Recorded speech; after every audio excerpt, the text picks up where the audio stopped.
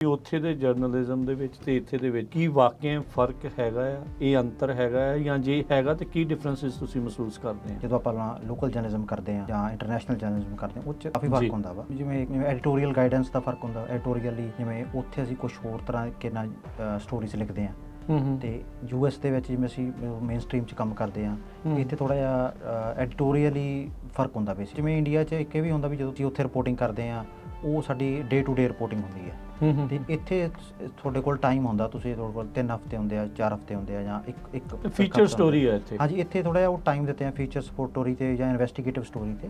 ਉਹ ਫੋਕਸ ਕਰਕੇ ਵੀ ਤੁਹਾਨੂੰ ਟਾਈਮ ਦਿੱਤਾ ਜਾਂਦਾ ਵੀ ਤੁਸੀਂ ਇਹ ਕਰੋ ਕੰਮ ਸਪੈਸ਼ਲ ਪ੍ਰੋਜੈਕਟਸ ਦੇ ਉੱਤੇ। ਤੁਸੀਂ ਹੁਣ ਉੱਥੇ ਵੀ ਕਈ ਸਾਲ ਕੰਮ ਕੀਤਾ, ਹੁਣ ਜਿੱਦਾਂ ਦਿਨ ਬ ਦਿਨ ਉੱਥੇ ਐਵਰੀ ਈਅਰ ਉਹ ਰੇਟਿੰਗ ਦੇ ਵਿੱਚ, ਰੈਂਕਿੰਗ ਦੇ ਵਿੱਚ ਥੱਲੇ ਨੂੰ ਜਿਹੜਾ ਉਹ ਜਾ ਰਹੇ ਆ ਜੀ। ਆਪਾਂ ਉੱਥੇ ਬਾਰ-ਬਾਰ ਦੇਖ ਰਹੇ ਆ ਵੀ ਚੈਨਲ ਬਲੌਕ, ਕੋਈ ਚੀਜ਼ਾਂ ਜਿਹੜੀਆਂ ਸਪੈਸੀਫਿਕਲੀ ਬਲੌਕ ਜਿਹੜੀਆਂ ਹੋ ਰਹੀਆਂ ਜੀ। ਇਹੋ ਜਿਹੇ ਮਾਹੌਲ ਦੇ ਵਿੱਚ ਉੱਥੇ ਜਿਹੜਾ ਇੱਕ ਜਰਨਲਿਸਟ ਹੁੰਦਾ ਹੈ, ਉਹਦੇ ਲਈ ਕਿੰਨਾ ਕਹਿ ਲਓ ਵੀ ਇਹ ਕੰਮ ਔਖਾ ਹੋ ਜਾਂਦਾ ਹੈ? ਦੇਖੋ, ਜਰਨਲਿਸਟ ਦੇ ਉੱਤੇ ਜਿਹੜੇ ਜਿਵੇਂ ਤੁਸੀਂ ਜਿਹੜੀ ਗੱਲ ਕਰ ਰਹੇ ਹੋ ਪ੍ਰੈਸ਼ਰ ਦੀ, ਜਾਂ ਉਹ ਹਰ ਤਰ੍ਹਾਂ ਦਾ ਪ੍ਰੈਸ਼ਰ ਰਹਿੰਦਾ ਹੀ ਹੈ। ਚਾਹੇ ਤੁਸੀਂ ਸਟੋਰੀ ਕੋਈ ਵੀ ਸਟੋਰੀ ਕਰ ਰਹੇ ਹੋ, ਤੇ ਉਹ ਕਿਉਂਕਿ ਉਹਦੀ ਆਊਟਕਮ ਕੀ ਹੋਣੀ ਹੈ ਉਹ ਜਰਨਲਿਸਟ ਦੇ ਹੱਥ ਨਹੀਂ ਹੁੰਦਾ। ਬਿਕੋਜ਼ ਤੁਸੀਂ ਕੁਝ ਵੀ ਲਿਖਦੇ ਹੋ, ਉਹ ਕਿਸੇ ਬਾਰੇ ਲਿਖਦੇ ਹੋ, ਉਹਦੀ ਆਊਟਕਮ ਆਉਣੀ ਹੈ। ਇਹ ਸਪੈਸ਼ਲੀ ਜਦੋਂ ਤੁਸੀਂ ਪ੍ਰਿੰਟ ਮੀਡੀਆ 'ਚ ਕੰਮ ਕਰਦੇ ਹੋ, ਵੀ ਉਹਦਾ ਰੈਪਰੀਕਸ਼ਨਸ ਕੁਝ ਵੀ ਹੋ ਸਕਦੇ ਆ। ਚਾਹੇ ਉਹ ਤੁਸੀਂ ਕਿਸੇ ਬਾਰੇ, ਭਾਵੇਂ ਤੁਸੀਂ ਛੋਟੀ ਸਟੋਰੀ ਕਰ ਰਹੇ ਹੋ, ਚਾਹੇ ਤੁਸੀਂ ਵੱਡੀ ਸਟੋਰੀ ਕਰ ਰਹੇ ਹੋ। ਤੁਹਾਡੇ ਉਸ ਜਦੋਂ ਤੁਸੀਂ ਉੱਥੇ ਕਰਦੇ ਸੀਗੇ ਸਟੋਰੀਜ਼, ਤੁਹਾਡੀ ਆਪਣੀ ਜਿਹੜੀ favourite I don't know favourite ਸ਼ਬਦ ਇੱਥੇ ਠੀਕ ਆ ਜਾਂ ਨਹੀਂ ਆ, ਜਾਂ ਇੰਪੈਕਟਫੁਲ ਸਟੋਰੀ ਤੁਹਾਨੂੰ ਜਿਹੜੀ ਉਹ ਸਭ ਤੋਂ ਜਿਹੜੀ ਕਿਹੜੀ ਲੱਗੀ ਸੀ? ਮੈਨੂੰ ਇੱਕ ਜਿਹੜੀ ਸਭ ਤੋਂ ਮੇਰੀ ਉਹ ਪਹਿਲੀ ਸਟੋਰੀ ਸੀ ਜਦੋਂ ਮੈਂ ਫਰੀਦਕੋਟ ਗਿਆ ਸੀਗਾ, ਉਹ ਇੱਕ ਬਹੁਤ ਇੰਪੈਕਟਫੁਲ ਸਟੋਰੀ ਸੀ ਕਿ ਉਦੋਂ ਇੰਡੀਆ ਦੇ ਵਿੱਚ ਵੈਟ ਤੋਂ ਚੇਂਜ ਹੋ ਕੇ ਆਪਣਾ ਜਿਹੜਾ GST ਇੱਕ ਲਾਗੂ ਹੋਇਆ ਸੀਗਾ। ਅੱਛਾ। ਤੇ ਮੈਂ ਉੱਥੇ, ਮੈਨੂੰ ਕਿਸੇ ਨੇ ਦੱਸਿਆ ਵੀ ਫਰੀਦਕੋਟ ਦੇ ਵਿੱਚ ਨਾ ਹੁਣ ਤਾਂ ਚਲੋ ਕਾਫੀ ਫੈਸਿਲਿਟੀਜ਼, ਅੱਜ ਤੋਂ 10 ਸਾਲ ਪਹਿਲਾਂ ਫਰੀਦਕੋਟ ਦੇ ਵਿੱਚ ਕੈਂਸਰ ਕੇਅਰ, ਮਾਲਵੇ ਦੀ ਸਭ ਤੋਂ ਵੱਡੀ ਕੈਂਸਰ ਕੇਅਰ ਜਿਹੜੀ ਸਰਕਾਰੀ ਸੀਗੀ, ਉਹ ਫਰੀਦਕੋਟ ਦੇ ਵਿੱਚ ਸਿਚੁਏਟਡ ਹੈ, ਗੁਰੂ ਗੋਬਿੰਦ ਸਿੰਘ ਮੈਡੀਕਲ ਕਾਲਜ ਦੇ ਵਿੱਚ। ਠੀਕ ਹੈ। ਉੱਥੇ ਕੀ ਸੀਗਾ ਵੀ ਉੱਥੇ ਨਾ ਜਿਹੜੀਆਂ ਦਵਾਈਆਂ, ਤੁਹਾਨੂੰ ਪਤਾ ਵੀ ਉੱਥੇ ਕੁਝ ਦਵਾਈਆਂ ਫ੍ਰੀ ਦਿੱਤੀਆਂ ਜਾਂਦੀਆਂ ਜਾਂ ਸਸਤੇ ਰੇਟਾਂ 'ਤੇ ਦਿੱਤੀਆਂ ਜਾਂਦੀਆਂ ਕੈਂਸਰ ਪੇਸ਼ੈਂਟਸ ਨੂੰ। ਤੇ ਉਹਨਾਂ ਨੇ ਕੀ ਕੀਤਾ ਕਿ ਉਹ ਕੈਂਸਰ ਪੇਸ਼ੈਂਟਸ ਨੂੰ ਜਿਹੜੀਆਂ ਹੈਗੀਆਂ ਨੇ ਉਹ ਦਵਾਈਆਂ, ਉਹਨਾਂ 'ਚ ਕਨਫਿਊਜ਼ਨ ਆ ਗਈ ਕਿ ਜਿਹੜੀਆਂ ਦਵਾਈਆਂ ਅਸੀਂ ਵੈਟ 'ਤੇ ਖਰੀਦੀਆਂ, ਉਹ ਵੈਟ 'ਤੇ ਕਿਵੇਂ ਦਈਏ, ਕਿਉਂਕਿ ਵੈਟ ਖਤਮ ਹੋ ਗਿਆ ਸੀਗਾ। GST 'ਤੇ ਉਹ ਦੇ ਨਹੀਂ ਸਕਦੇ ਸੀਗੇ। ਇੱਕ ਕਲੈਰੀਕਲ ਐਰਰ ਸੀਗੀ, ਬਟ ਉਹ 2 ਮਹੀਨੇ ਤੋਂ ਕੰਮ ਰੁਕਿਆ ਹੋਇਆ ਸੀਗਾ, ਜਿਹਦੇ ਕਰਕੇ ਦਵਾਈਆਂ ਦੇਣ 'ਚ ਪ੍ਰੋਬਲਮ ਆ ਰਹੀ ਸੀ। ਹਾਂਜੀ, ਕਿਉਂਕਿ ਉਹਨਾਂ ਨੂੰ ਗਾਈਡਲਾਈਨਸ ਨਹੀਂ ਸੀਗੀਆਂ। ਜਿਵੇਂ ਆਪਾਂ ਦੇਖਦੇ ਹਾਂ ਵੀ ਸਰਕਾਰੀ ਕੰਮ ਦੇ ਵਿੱਚ ਗਾਈਡਲਾਈਨਸ ਦੇ ਮੁਤਾਬਕ ਹੀ ਚੱਲਣਾ ਹੁੰਦਾ ਵਾ। ਬਿਲਕੁਲ। ਤੇ ਉਹ ਡਾਕਟਰਸ ਨੇ ਵੀ ਕਈ ਵਾਰ ਉਹਨਾਂ ਨੂੰ ਲਿਖ ਕੇ ਵੈਸੇ ਵੀ ਸਾਨੂੰ ਦੱਸੋ ਤਾਂ ਸਹੀ, ਬਿਕੋਜ਼ ਪੇਸ਼ੈਂਟ ਕੀ ਕਰ ਰਹੇ ਸੀਗੇ, ਪੇਸ਼ੈਂਟ ਬਾਹਰੋਂ ਜਿਹੜੀ ਦਵਾਈ 1000 ਜਾਂ 2000 ਦੀ, ਬਾਹਰੋਂ 10-10 ਹਜ਼ਾਰ ਦੀ ਉਹਨਾਂ ਨੂੰ ਲੈਣੀ ਪੈ ਰਹੀ ਸੀ। ਤੇ ਮੈਂ ਅੱਜ ਵੀ ਮੈਨੂੰ ਯਾਦ ਆ ਕਿ ਅਸੀਂ ਉਹ ਸਟੋਰੀ ਕੀਤੀ ਕਿ cancer care falls victim due to GST confusion. ਤੇ ਉਸ ਸਟੋਰੀ ਲੱਗਣ ਤੋਂ ਇਮੀਡੀਏਟ ਬਾਅਦ ਉਹਨਾਂ ਨੇ ਐਕਸ਼ਨ ਲੈ ਕੇ ਉਹਨਾਂ ਨੂੰ ਗਾਈਡਲਾਈਨਸ ਦਿੱਤੀਆਂ। ਇਹ ਜਿਹੜਾ ਫਿਰ ਐਕਸ਼ਨ ਆ, ਇਹ ਪੰਜਾਬ ਦੀ ਸਰਕਾਰ ਨੇ ਕੀਤਾ। ਹਾਂਜੀ। ਉਦੋਂ ਕਿਹਦੀ ਸਰਕਾਰ ਸੀ? ਆਈ ਥਿੰਕ ਉਦੋਂ ਕੈਪਟਨ ਅਮਰਿੰਦਰ ਸਿੰਘ ਉਹਨਾਂ ਦੀ ਸਰਕਾਰ ਸੀਗੀ। ਅੱਛਾ, ਹੁਣ ਤੁਹਾਡੀ ਜਿਹੜੀ ਤੁਸੀਂ ਲੇਟੈਸਟ ਜਿਹੜੀ ਸਟੋਰੀ ਕੀਤੀ ਉਹਦੇ ਤੇ ਆਪਾਂ ਗੱਲਬਾਤ ਕਰਦੇ ਹਾਂ। ਜਿਹੜੇ ਭਾਰਤ ਦੇ ਜਿਹੜੇ ਗੈਂਗਸ ਆ, ਉਹ ਉਹਨਾਂ ਦਾ ਜਿਹੜੇ ਗੈਂਗਸ ਕਨੈਕਟਡ ਟੂ ਇੰਡੀਆ, ਉਹ ਇਸ ਟਾਈਮ ਜੋ ਇੱਥੇ ਕਰ ਰਹੇ ਹੈਗੇ ਆ ਨਾ, ਐਕਸਟੋਰਸ਼ਨ ਦਾ, ਬਿਸ਼ਨੋਈ ਗੈਂਗ, ਕਈ ਕੁਛ ਜਿਹੜਾ ਉਹ ਤੁਸੀਂ ਇਸ ਸਟੋਰੀ ਦੇ ਵਿੱਚ ਐਕਸਪੋਜ਼ ਕੀਤਾ। ਕੁਛ ਵੀਕ ਪਹਿਲਾਂ ਅਜੇ ਤੁਹਾਡੀ ਇਹ ਜਿਹੜੀ ਸਟੋਰੀ ਆਈ, ਤੁਹਾਨੂੰ ਇਹ ਸਟੋਰੀ ਦਾ ਪਹਿਲੋਂ ਕਿੱਦਾਂ ਪਤਾ ਲੱਗਾ? ਕੀ ਮਨ ਦੇ ਵਿੱਚ ਆਇਆ ਵੀ ਤੁਸੀਂ ਇਹ ਸਟੋਰੀ ਕਰਨਾ ਚਾਹੁੰਦੇ? ਤੁਸੀਂ ਜਿਹੜੀ ਭਾਰਤ ਦੇ ਜਿਹੜੇ ਆਰਗੇਨਾਈਜ਼ਡ ਟਾਸਕ ਫੋਰਸ ਆ, ਕ੍ਰਾਈਮ ਟਾਸਕ ਫੋਰਸ, ਉਹਨਾਂ ਤੋਂ ਵੀ ਸਟੇਟਮੈਂਟ ਲਈ, ਉਹ ਕੰਟੈਕਟ ਕਿੱਦਾਂ ਸੀਗਾ? ਦੇਖੋ ਜੀ, ਮੈਂ ਇੰਡੀਆ 'ਚ ਵੀ ਕੰਮ ਕੀਤਾ, ਇਹ ਸਾਡੀ ਡਿਊਟੀ ਵੀ ਹੈਗੀ ਆ ਵੀ ਅਸੀਂ ਹਰ ਬੰਦਾ ਜਿਹਦੇ ਉੱਤੇ ਜੋ ਵੀ ਐਲੀਗੇਸ਼ਨ ਆ ਜਾਂ ਕਾਊਂਟਰ ਐਲੀਗੇਸ਼ਨ ਆ ਜਾਂ ਜਿਹਦੇ ਬਾਰੇ ਗੱਲ ਕੀਤੀ ਜਾਂਦੀ ਆ, ਹਰ ਬੰਦੇ ਤੱਕ ਅਸੀਂ ਅਪਰੋਚ ਕਰੀਏ। That is how we able to deliver our impartial report, ਜਿਹਦੇ ਉੱਤੇ ਮੈਂ ਹਮੇਸ਼ਾ ਫੋਕਸ ਕਰਦਾ ਵਾਂ। ਜਦੋਂ ਤੁਸੀਂ ਇੰਪਾਰਸ਼ੀਅਲ ਰਿਪੋਰਟ ਕਰਦੇ ਹੋ, that is a best way to tell the story across the world ਜਿਹੜਾ ਹੈਗਾ। ਤੇ ਉਹ ਸਾਨੂੰ ਮੈਂ ਇੰਡੀਆ 'ਚ ਵੀ ਫੋਲੋ ਕਰਦਾ ਸੀਗਾ, ਕਿਉਂਕਿ ਕੁਛ ਜਿਵੇਂ ਆਪਾਂ ਨੂੰ ਪਤਾ ਵੀ ਇਹ ਜਿਹੜੇ ਟਰਾਂਸਨੈਸ਼ਨਲ ਗੈਂਗ ਨੇ, ਇਹ ਇੰਟਰਕਨੈਕਟਡ ਨੇ। ਤੇ ਕੁਛ ਕ੍ਰਾਈਮ ਇੱਥੇ ਹੁੰਦਾ, ਕੁਛ ਇੰਡੀਆ ਹੁੰਦਾ ਵਾ, ਤੇ ਮਤਲਬ ਵਿਕਟਮ ਦੋਨੇ ਪਾਸੇ ਹੀ ਹੈਗੇ ਨੇ। ਤੇ ਅਸੀਂ ਉਹ ਆਪਣਾ ਜਿਹੜੀ ਹੈਗੀ ਆ ਇੰਡੀਆ ਦੇ ਵਿੱਚ ਇੱਕ ਹਰਿਆਣਾ ਪੁਲਿਸ ਨੂੰ ਅਸੀਂ ਕੰਟੈਕਟ ਕੀਤਾ। ਠੀਕ ਹੈ। ਪੰਜਾਬ ਪੁਲਿਸ ਦੇ ਵਿੱਚ, ਪੰਜਾਬ ਪੁਲਿਸ ਦੀਆਂ ਕੁਛ ਔਨ ਰਿਕਾਰਡ ਸਟੇਟਮੈਂਟ ਸੀਗੀਆਂ। ਆਈ ਥਿੰਕ ਉਹ ਯੂਜ਼ ਕੀਤੀਆਂ। ਉਹ ਜਿੰਨਾ ਵੀ ਸਾਡੇ ਕੋਲ ਪਬਲਿਕਲੀ ਅਵੇਲੇਬਲ ਡੇਟਾ ਸੀਗਾ, ਅਸੀਂ ਉਹ ਸਾਰਾ ਯੂਜ਼ ਕੀਤਾ ਆਪਦੀ ਸਟੋਰੀ ਦੇ ਵਿੱਚ ਟੂ ਕਨੈਕਟ ਦਾ ਡਾਟਸ। ਜਦੋਂ ਤੁਸੀਂ ਇਹ ਰਿਪੋਰਟਿੰਗ ਕਰ ਰਹੇ ਸੀ, ਕਿਹੜੀ ਇੱਕ ਚੀਜ਼ ਆ ਜਿਹੜੀ ਸੁਣਨ ਵਾਲੇ ਜਾਂ ਦੇਖਣ ਵਾਲੇ ਆ ਉਹ ਸੁਣ ਕੇ ਅਚੰਭਿਤ ਹੋਣਗੇ, ਸਰਪ੍ਰਾਈਜ਼ ਹੋਣਗੇ ਵੀ ਆਹ ਚੀਜ਼ਾਂ ਜਿਹੜੀਆਂ ਇਸ 'ਤੇ ਬਿਹਾਈਂਡ ਦਾ ਸੀਨਸ ਆ ਕੁਛ ਚੱਲ ਰਿਹਾ। ਸਤਿ ਸ੍ਰੀ ਅਕਾਲ। Punjabi radio USA, Punjabi TV USA ਦੇ ਉੱਤੇ ਆਪ ਸਭ ਦਾ ਸਵਾਗਤ ਹੈ। ਮੈਂ ਰਾਜਕਨਵੀਰ ਸਿੰਘ। ਮੇਰੇ ਨਾਲ ਅੱਜ ਸਟੂਡੀਓ ਦੇ ਵਿੱਚ ਜੁੜ ਚੁੱਕੇ ਨੇ ਪੰਜਾਬੀ ਜਰਨਲਿਜ਼ਮ ਦੇ ਵਿੱਚ ਸੋਹਣਾ ਨਾਮਣਾ ਜਿਹੜਾ ਇਹਨਾਂ ਨੇ ਖੱਟਿਆ ਹੈ। ਲੰਮੇ ਸਮੇਂ ਤੋਂ ਪਹਿਲਾਂ ਇਹ ਪੰਜਾਬ ਦੇ ਵਿੱਚ ਜਰਨਲਿਸਟ ਦੀ ਭੂਮਿਕਾ ਦੇ ਵਿੱਚ ਵੱਖ-ਵੱਖ ਅਦਾਰਿਆਂ ਦੇ ਨਾਲ ਕੰਮ ਕਰਦੇ ਆਏ ਤੇ ਹੁਣ ਰੀਸੈਂਟਲੀ ਕੋਲੰਬੀਆ ਯੂਨੀਵਰਸਿਟੀ ਤੋਂ ਜਦੋਂ ਇਹਨਾਂ ਨੇ ਆਪਣੀ ਜਰਨਲਿਸਟ ਦੀ ਡਿਗਰੀ, ਜਰਨਲਿਜ਼ਮ ਦੀ ਡਿਗਰੀ ਕੀਤੀ, ਇੱਥੇ ਫ੍ਰੀਲਾਂਸ ਜਰਨਲਿਜ਼ਮ ਕਰ ਰਹੇ ਆ। ਬਹੁਤ ਸਾਰੀਆਂ ਇਹਨਾਂ ਨੇ ਇਨਵੈਸਟੀਗੇਟਿਵ ਜਿਹੜੀਆਂ ਸਟੋਰੀਜ਼ ਆ ਉਹ ਸਾਹਮਣੇ ਲੈ ਕੇ ਆਉਂਦੀਆਂ। ਰੀਸੈਂਟਲੀ ਤੁਸੀਂ ਇੰਡੀਆ ਦੇ ਗੈਂਗਸ ਦਾ ਜਿਹੜਾ ਕਨੈਕਸ਼ਨ ਜੋ ਸੈਂਟਰਲ ਵੈਲੀ ਦੇ ਵਿੱਚ ਆ, ਜੋ ਅਮਰੀਕਾ ਦੇ ਵਿੱਚ ਆ, ਕਿਸ ਤਰੀਕੇ ਦੇ ਨਾਲ ਡਾਇਸਪੋਰਾ ਦੇ ਉੱਤੇ ਉਸ ਦਾ ਇਫੈਕਟ ਹੋ ਰਿਹਾ ਆ, ਉਹਦੀ ਇਹਨਾਂ ਦੀ ਸਟੋਰੀ ਤੁਸੀਂ ਦੇਖੀ ਹੋਊਗੀ। ਉਹ Cal Matters, LA Times, Fresno Bee, SF Chronicle, ਹੋਰ ਕਈ ਜਿਹੜੇ ਆ ਵੱਡੇ ਵੱਡੇ ਅਦਾਰਿਆਂ ਦੇ ਵਿੱਚ ਉਹਨਾਂ ਦੀ ਉਹ ਸਟੋਰੀ ਲੱਗੀ। ਇਸ ਤੋਂ ਬਾਅਦ 'ਚ ਉਹਨਾਂ ਨੇ ਹੁਣੇ ਰੀਸੈਂਟ ਇੱਕ ਸਟੋਰੀ LA ਟਾਈਮ ਦੇ ਵਿੱਚ ਪੰਜਾਬੀ ਮਿਊਜ਼ਿਕ ਇੰਡਸਟਰੀ ਨੂੰ ਲੈ ਕੇ ਆਈ। ਅਲ ਜਜ਼ੀਰਾ ਦੇ ਲਈ ਵੀ ਇਹ ਕੰਮ ਕਰਦੇ ਰਹੇ ਆ। TNR ਦੇ ਉੱਤੇ ਇਹਨਾਂ ਦੀ ਸਟੋਰੀ ਜਿਹੜੀ ਆ ਉਧਰ ਵੀ ਰਹੀ। ਪਹਿਲਾਂ ਜਦ ਇਹ ਪੰਜਾਬ 'ਚ ਉੱਥੇ ਸੀਗੇ ਤਾਂ ਇਹਨਾਂ ਨੇ ਹਿੰਦੁਸਤਾਨ ਟਾਈਮ ਦੇ ਲਈ ਵੀ ਕੰਮ ਕੀਤਾ। ਮੇਰੇ ਨਾਲ ਇਸ ਟਾਈਮ ਜੁੜ ਚੁੱਕੇ ਨੇ ਗਗਨਦੀਪ ਸਿੰਘ। ਗਗਨਦੀਪ ਸਿੰਘ ਜੀ, ਨੂੰ ਸਵਾਗਤ ਹੈ। ਥੈਂਕ ਯੂ ਸੋ ਮਚ ਜੀ। ਸਤਿ ਸ਼੍ਰੀ ਅਕਾਲ ਰਾਜਕਰਨਵੀਰ ਜੀ, ਥੈਂਕ ਯੂ ਸੋ ਮਚ। ਤੁਸੀਂ ਸਾਨੂੰ ਮੌਕਾ ਦਿੱਤਾ ਪੰਜਾਬੀ ਰੇਡੀਓ USA ਤੇ ਆਉਣ ਦਾ and such a wonderful introduction you have given ji. So Gagandeep Singh, ਪਹਿਲਾਂ ਤਾਂ ਆਪਾਂ ਤੁਹਾਡੇ ਬਾਰੇ ਥੋੜ੍ਹਾ ਜਾਣਨ ਦੀ ਕੋਸ਼ਿਸ਼ ਕਰਦੇ ਹਾਂ। ਜਰਨਲਿਜ਼ਮ ਦੇ ਵਿੱਚ ਆਉਣ ਦਾ ਕਿੱਦਾਂ ਸਬੱਬ ਬਣਿਆ? ਮੈਂ ਇਹਨੂੰ ਇੱਕ ਐਕਸੀਡੈਂਟਲ ਕਹੂੰਗਾ।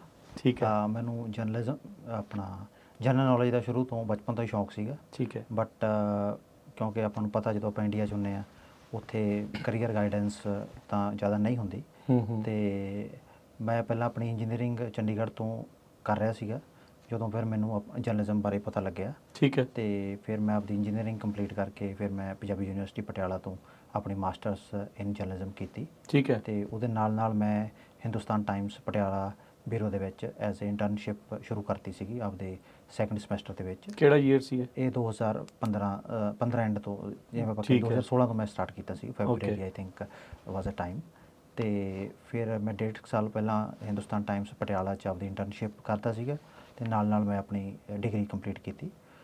ਉਸ ਤੋਂ ਬਾਅਦ ਫਿਰ ਮੇਰੀ ਜਿਹੜੀ ਫਸਟ ਜਿਹੜੀ ਜੋਬ ਸੀ ਉਹ Hindustan Times Chandigarh city team ਦੇ ਵਿੱਚ ਮੇਰੀ ਪੋਸਟਿੰਗ ਹੋਈ ਸੀਗੀ ਮੋਹਾਲੀ ਦੇ ਵਿੱਚ। ਠੀਕ ਹੈ। ਉੱਥੇ ਮੈਂ ਮੋਹਾਲੀ ਕਵਰ ਕਰਦਾ ਸੀ ਅਤੇ ਉਹਨਾਂ ਦਿਨਾਂ ਦੇ ਵਿੱਚ ਡੇਰਾ ਸੱਚਾ ਸੌਦਾ ਦੇ ਮੁਖੀ ਜਿਹੜੇ ਸੀਗੇ ਗੁਰਮੀਤ ਰਾਮ ਰਹੀਮ ਸਿੰਘ, ਉਹਨਾਂ ਨੂੰ ਸਜ਼ਾ ਹੋਈ ਸੀ ਅਤੇ ਉਹ ਵੀ ਇਵੈਂਟ ਵੀ ਮੈਂ ਕਵਰ ਕੀਤੇ ਸੀਗੇ। ਫਿਰ ਉਸ ਤੋਂ ਬਾਅਦ ਮੇਰੀ ਪ੍ਰਮੋਸ਼ਨ ਹੋ ਗਈ ਅਤੇ ਮੈਂ 1.5 ਸਾਲ ਦੇ ਕਰੀਬ ਸਤੰਬਰ 2017 ਤੋਂ ਲੈ ਕੇ 2019 ਮਾਰਚ ਤੱਕ ਦਾ ਸਮਾਂ ਮੈਂ ਹਿੰਦੁਸਤਾਨ ਟਾਈਮਸ ਦੇ ਸਟਾਫ ਰਿਪੋਰਟਰ ਵਜੋਂ ਫਰੀਦਕੋਟ ਵਿੱਚ ਮੇਰੀ ਨਿਯੁਕਤੀ ਹੋਈ ਸੀਗੀ ਅਤੇ ਉੱਥੇ ਮੈਂ ਫਰੀਦਕੋਟ, ਮੋਗਾ ਅਤੇ ਹੋਰ ਵੀ ਆਲੇ ਦੁਆਲੇ ਦੇ ਡਿਸਟ੍ਰਿਕਟਸ ਦੇ ਵਿੱਚ ਸਟੋਰੀਜ਼ ਕਰਦਾ ਸੀ ਅਤੇ ਉੱਥੇ ਸਭ ਤੋਂ ਵੱਧ ਮੈਨੂੰ ਉਸ ਚੀਜ਼ ਦਾ ਆਪਦੇ ਕੰਮ ਕਰਨ ਦਾ ਮੈਨੂੰ ਉੱਥੇ ਕਾਫੀ ਮੌਕਾ ਮਿਲਿਆ। ਸਪੈਸ਼ਲੀ ਮੈਂ ਉੱਥੇ ਜੋ ਸ਼੍ਰੀ ਗੁਰੂ ਗ੍ਰੰਥ ਸਾਹਿਬ ਜੀ ਦੀ ਬੇਅਦਬੀ ਦੇ ਮਾਮਲੇ ਸੀਗੇ ਉਹਨਾਂ ਨੂੰ ਮੈਂ ਕਾਫੀ ਇੰਟੈਂਸਿਵਲੀ ਕਵਰ ਕੀਤਾ ਅਤੇ ਮੇਰੇ ਹੁੰਦੇ ਹੋਏ ਜਦੋਂ ਮੈਂ ਉੱਥੇ ਪੋਸਟਡ ਸੀਗਾ ਉਹਨਾਂ ਮੁਕੱਦਮਿਆਂ 'ਚ ਬ੍ਰੇਕ ਥਰੂ ਆਇਆ ਸੀਗਾ ਜੋ ਪੰਜਾਬ ਪੁਲਿਸ ਵੱਲੋਂ ਡੇਰਾ ਸੱਚਾ ਸੌਦਾ ਦੇ ਜੋ ਫੋਲੋਅਰ ਸੀ ਉਹਨਾਂ ਨੂੰ ਅਰੈਸਟ ਕੀਤਾ ਗਿਆ ਸੀਗਾ ਅਤੇ ਉਹ ਚੀਜ਼ ਨੂੰ ਮੈਂ ਕਾਫੀ ਇੰਟੈਂਸਿਵਲੀ ਰਿਪੋਰਟ ਕੀਤਾ ਤਕਰੀਬਨ 1.5-2 ਸਾਲ ਤੱਕ, ਜਿੰਨਾ ਚਿਰ ਉਹ ਇਨਵੈਸਟੀਗੇਸ਼ਨ ਚੱਲਦੀਆਂ ਰਹੀਆਂ।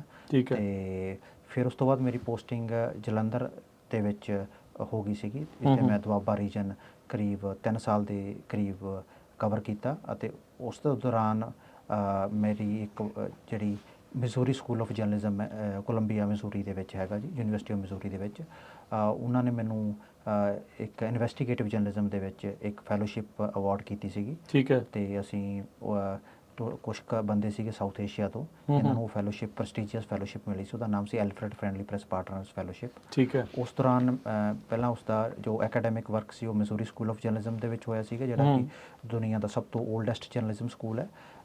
ਫਿਰ ਮੈਂ ਪਿਟਸਬਰਗ ਦੇ ਵਿੱਚ ਮੇਰੀ ਪੋਸਟਿੰਗ ਹੋਈ ਸੀ, ਉੱਥੇ ਮੈਂ ਪਿਟਸਬਰਗ ਪੋਸਟ ਗ੍ਰੈਜੂਏਟ ਲਈ ਵੀ ਕੰਮ ਕੀਤਾ ਸੀਗਾ ਉਸ ਫੈਲੋਸ਼ਿਪ ਦੇ ਦੌਰਾਨ।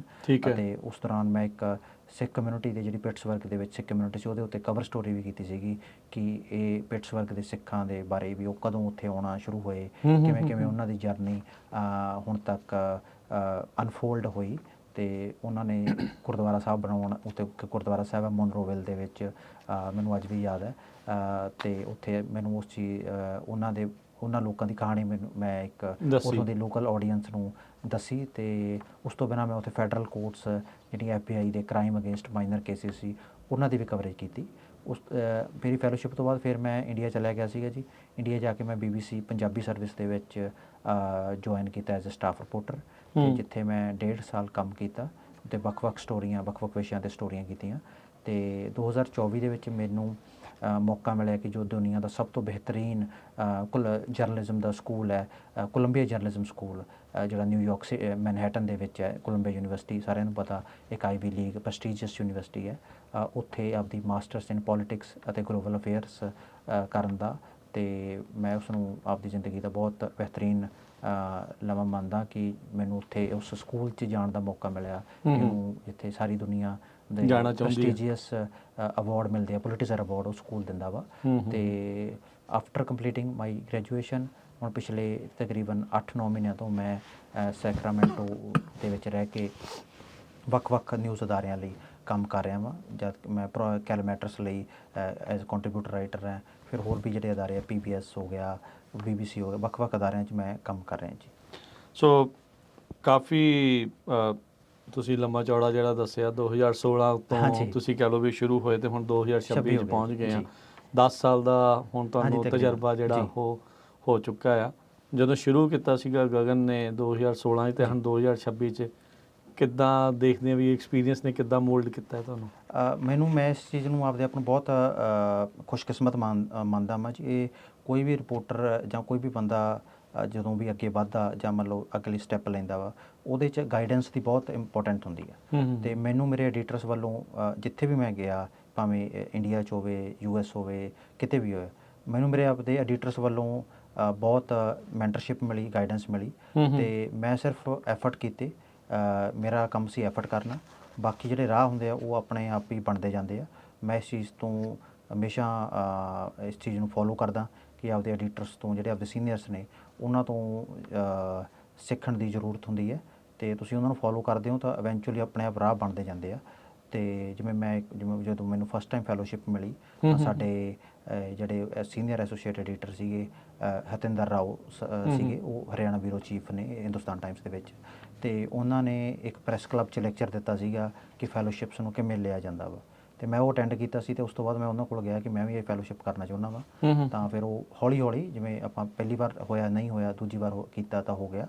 ਤਾਂ ਇਸ ਚੀਜ਼ ਨੂੰ ਮੈਂ ਮੇਰਾ ਇਹ ਪ੍ਰਿੰਸੀਪਲ ਹੈ ਕਿ ਜੋ ਆਪਦੇ ਤੁਹਾਨੂੰ ਚੰਗੀ ਮੈਂਟਰਸ਼ਿਪ ਲੈ ਕੇ ਅੱਗੇ ਵਧਣਾ ਚਾਹੀਦਾ। ਤੇ ਜਦੋਂ ਜਿਵੇਂ ਤੁਸੀਂ ਮੈਂਟਰਸ਼ਿਪ ਲੈਂਦੇ ਹੋ ਤਾਂ ਉਵੇਂ ਰਾਹ ਬਣਦੇ ਜਾਂਦੇ ਆ। ਤੇ ਅੱਗੇ ਮਤਲਬ ਇਹ ਨਹੀਂ ਹੈਗਾ ਵੀ ਮੈਂ ਇਹ ਸੋਚਿਆ ਸੀਗਾ ਵੀ ਮੈਂ ਜਦੋਂ ਵੀ ਮੇਰਾ ਕਰੀਅਰ ਸਟੈਗਨੈਂਟ ਹੋਇਆ, ਕਿਤੇ ਮੈਨੂੰ ਲੱਗਿਆ ਕਿ ਮੈਂ ਉਹੀ ਕੰਮ ਕਰ ਰਿਹਾ, ਤਾਂ ਮੈਂ ਫਿਰ ਉੱਥੋਂ ਇੱਕ ਨਵਾਂ ਸਟੈਪ ਲੈਣ ਲਈ ਸੋਚੀ। ਠੀਕ ਹੈ ਜੀ। ਨਹੀਂ, ਚਲੋ ਬਹੁਤ ਵਧੀਆ ਗਗਨਦੀਪ ਸਿੰਘ, ਤੁਸੀਂ ਦੱਸਿਆ ਵੀ ਬੜੀਆਂ ਇੰਪੋਰਟੈਂਟ ਸਟੋਰੀਜ਼, ਚਾਹੇ ਉਹ ਰਾਮ ਰਹੀਮ ਵਾਲੀ ਜਿਹੜੀ ਹੋਵੇ ਉਸ ਟਾਈਮ ਦੇ ਉੱਤੇ, ਜਿਹੜੀ ਕਿ ਸਿਰਸੇ ਵਾਲੇ ਡੇਰੇ ਦੇ ਨਾਲ ਜੁੜੀ ਆ, ਗੁਰੂ ਗ੍ਰੰਥ ਸਾਹਿਬ ਜੀ ਦੀ ਬੇਅਦਬੀਆਂ ਦਾ ਜਿਹੜਾ ਮਾਮਲਾ ਆ, ਉੱਥੇ ਜਿਹੜਾ ਮੇਰਾ ਅਗਲਾ ਇੱਕ ਕੁਐਸਚਨ ਆ ਵੀ ਉੱਥੇ ਦੇ ਜਰਨਲਿਜ਼ਮ ਦੇ ਵਿੱਚ ਤੇ ਇੱਥੇ ਦੇ ਵਿੱਚ ਕੀ ਵਾਕਿਆ ਫਰਕ ਹੈਗਾ ਆ? ਇਹ ਅੰਤਰ ਹੈਗਾ ਆ, ਜਾਂ ਜੇ ਹੈਗਾ ਤਾਂ ਕੀ ਡਿਫਰੈਂਸਿਸ ਤੁਸੀਂ ਮਹਿਸੂਸ ਕਰਦੇ ਆ? ਦੇਖੋ, ਹਰ ਤਰ੍ਹਾਂ ਦਾ, ਹਰ ਖਿੱਤੇ ਦੇ ਵਿੱਚ ਜਦੋਂ ਆਪਾਂ ਲੋਕਲ ਜਰਨਲਿਜ਼ਮ ਕਰਦੇ ਹਾਂ ਜਾਂ ਇੰਟਰਨੈਸ਼ਨਲ ਜਰਨਲਿਜ਼ਮ ਕਰਦੇ ਹਾਂ, ਉਹ 'ਚ ਥੋੜ੍ਹਾ ਬਹੁਤਾ ਫਰਕ ਤਾਂ ਹੁੰਦਾ ਹੀ, ਕਾਫੀ ਫਰਕ ਹੁੰਦਾ ਵਾ। ਜਿਵੇਂ ਕੁਛ ਨਿਊਜ਼, ਜਿਵੇਂ ਐਡੀਟੋਰੀਅਲ ਗਾਈਡੈਂਸ ਦਾ ਫਰਕ ਹੁੰਦਾ। ਐਡੀਟੋਰੀਅਲੀ ਜਿਵੇਂ ਉੱਥੇ ਅਸੀਂ ਕੁਛ ਹੋਰ ਤਰ੍ਹਾਂ ਦੇ ਨਾਲ ਸਟੋਰੀਜ਼ ਲਿਖਦੇ ਹਾਂ, ਤੇ US ਦੇ ਵਿੱਚ ਜਿਵੇਂ ਅਸੀਂ ਮੇਨ ਸਟਰੀਮ 'ਚ ਕੰਮ ਕਰਦੇ ਹਾਂ, ਇੱਥੇ ਥੋੜ੍ਹਾ ਜਿਹਾ ਐਡੀਟੋਰੀਅਲੀ ਫਰਕ ਹੁੰਦਾ ਬੇਸਿਕਲੀ। ਕੀ ਐਡੀਟੋਰੀਅਲ ਇੰਡੀਪੈਂਡੈਂਸ ਦੀ ਗੱਲ ਆ ਜਾਂ ਕੋਈ ਉਹਨਾਂ ਨੇ ਸਟੋਰੀ ਟੈਲਿੰਗ ਦੀ ਮੇਨ? ਦੇਖੋ, ਜਿਹੜਾ ਸਭ ਤੋਂ ਵੱਡਾ ਜਿਹੜੀ ਚੀਜ਼ ਅਸੀਂ ਇੱਥੇ ਇੰਟਰਨੈਸ਼ਨਲੀ ਆ ਕੇ ਸਿੱਖੀ, ਉਹ ਇੱਕ ਸਟੋਰੀ ਟੈਲਿੰਗ ਸੀਗੀ ਵੀ ਤੁਸੀਂ ਕਹਾਣੀ ਨੂੰ ਪੇਸ਼ ਕਿਵੇਂ ਕਰਨਾ ਵਾ, ਉਹ 'ਚ ਕਿਹੜੇ ਐਲੀਮੈਂਟ ਚਾਹੀਦੇ ਆ।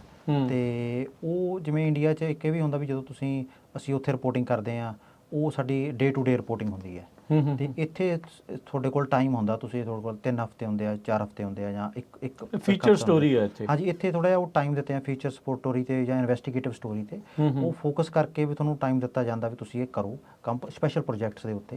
ਤੇ ਇਹ ਚੀਜ਼ਾਂ ਦੀ ਐਡੀਟੋਰੀਅਲ ਫਰੀਡਮ ਤਾਂ ਹੈਗੀ ਆ, ਮਤਲਬ ਐਡੀਟੋਰੀਅਲ ਇਨ ਦ ਸੈਂਸ ਕਿ ਓਵਰਆਲ এনवायरमेंट ਦਾ ਜਿਹੜਾ ਹੈਗਾ ਇੰਪੈਕਟ ਤਾਂ ਹੁੰਦਾ ਹੀ ਹੈ।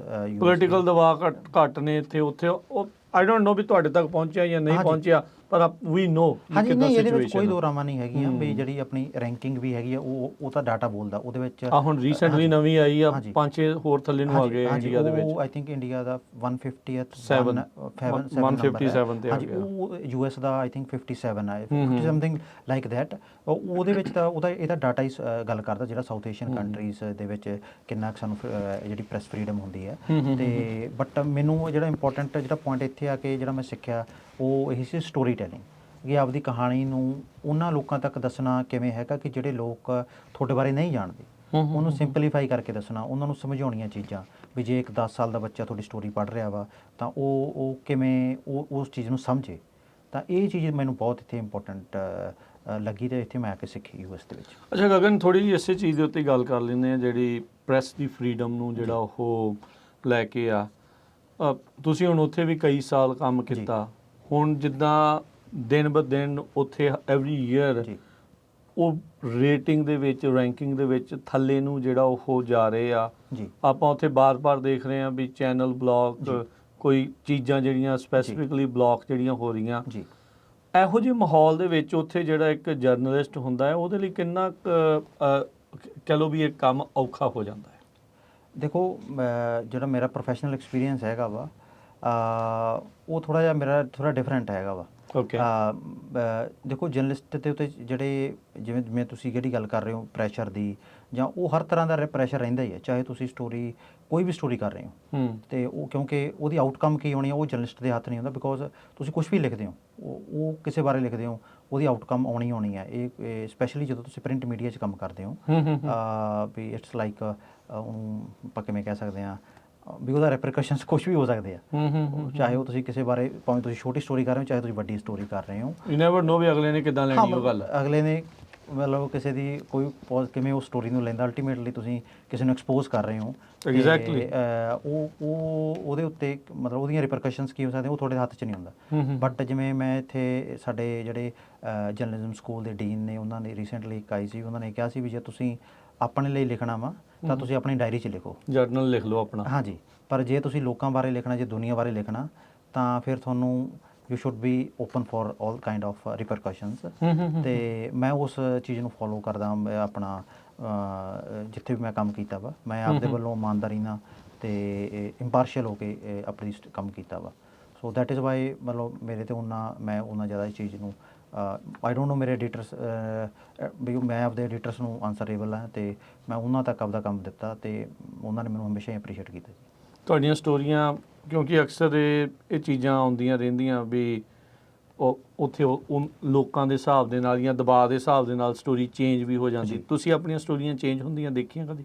ਨਹੀਂ ਜੀ, ਮੈਂ ਦੇਖੋ ਹੁਣ ਕੀ ਹੋ ਰਿਹਾ ਪਿਛਲੇ 2-3 ਸਾਲ ਤੋਂ ਤੁਹਾਨੂੰ ਹੁਣ ਆਇਆ ਨੂੰ ਵੀ ਉੱਥੇ ਕੁਝ ਸਾਲ ਹੋ ਗਏ, ਮੈਂ ਉਹਦੇ ਬਾਰੇ ਤਾਂ ਨਹੀਂ ਕੋਈ ਗਾਰੰਟੀ ਲੈ ਸਕਦਾ।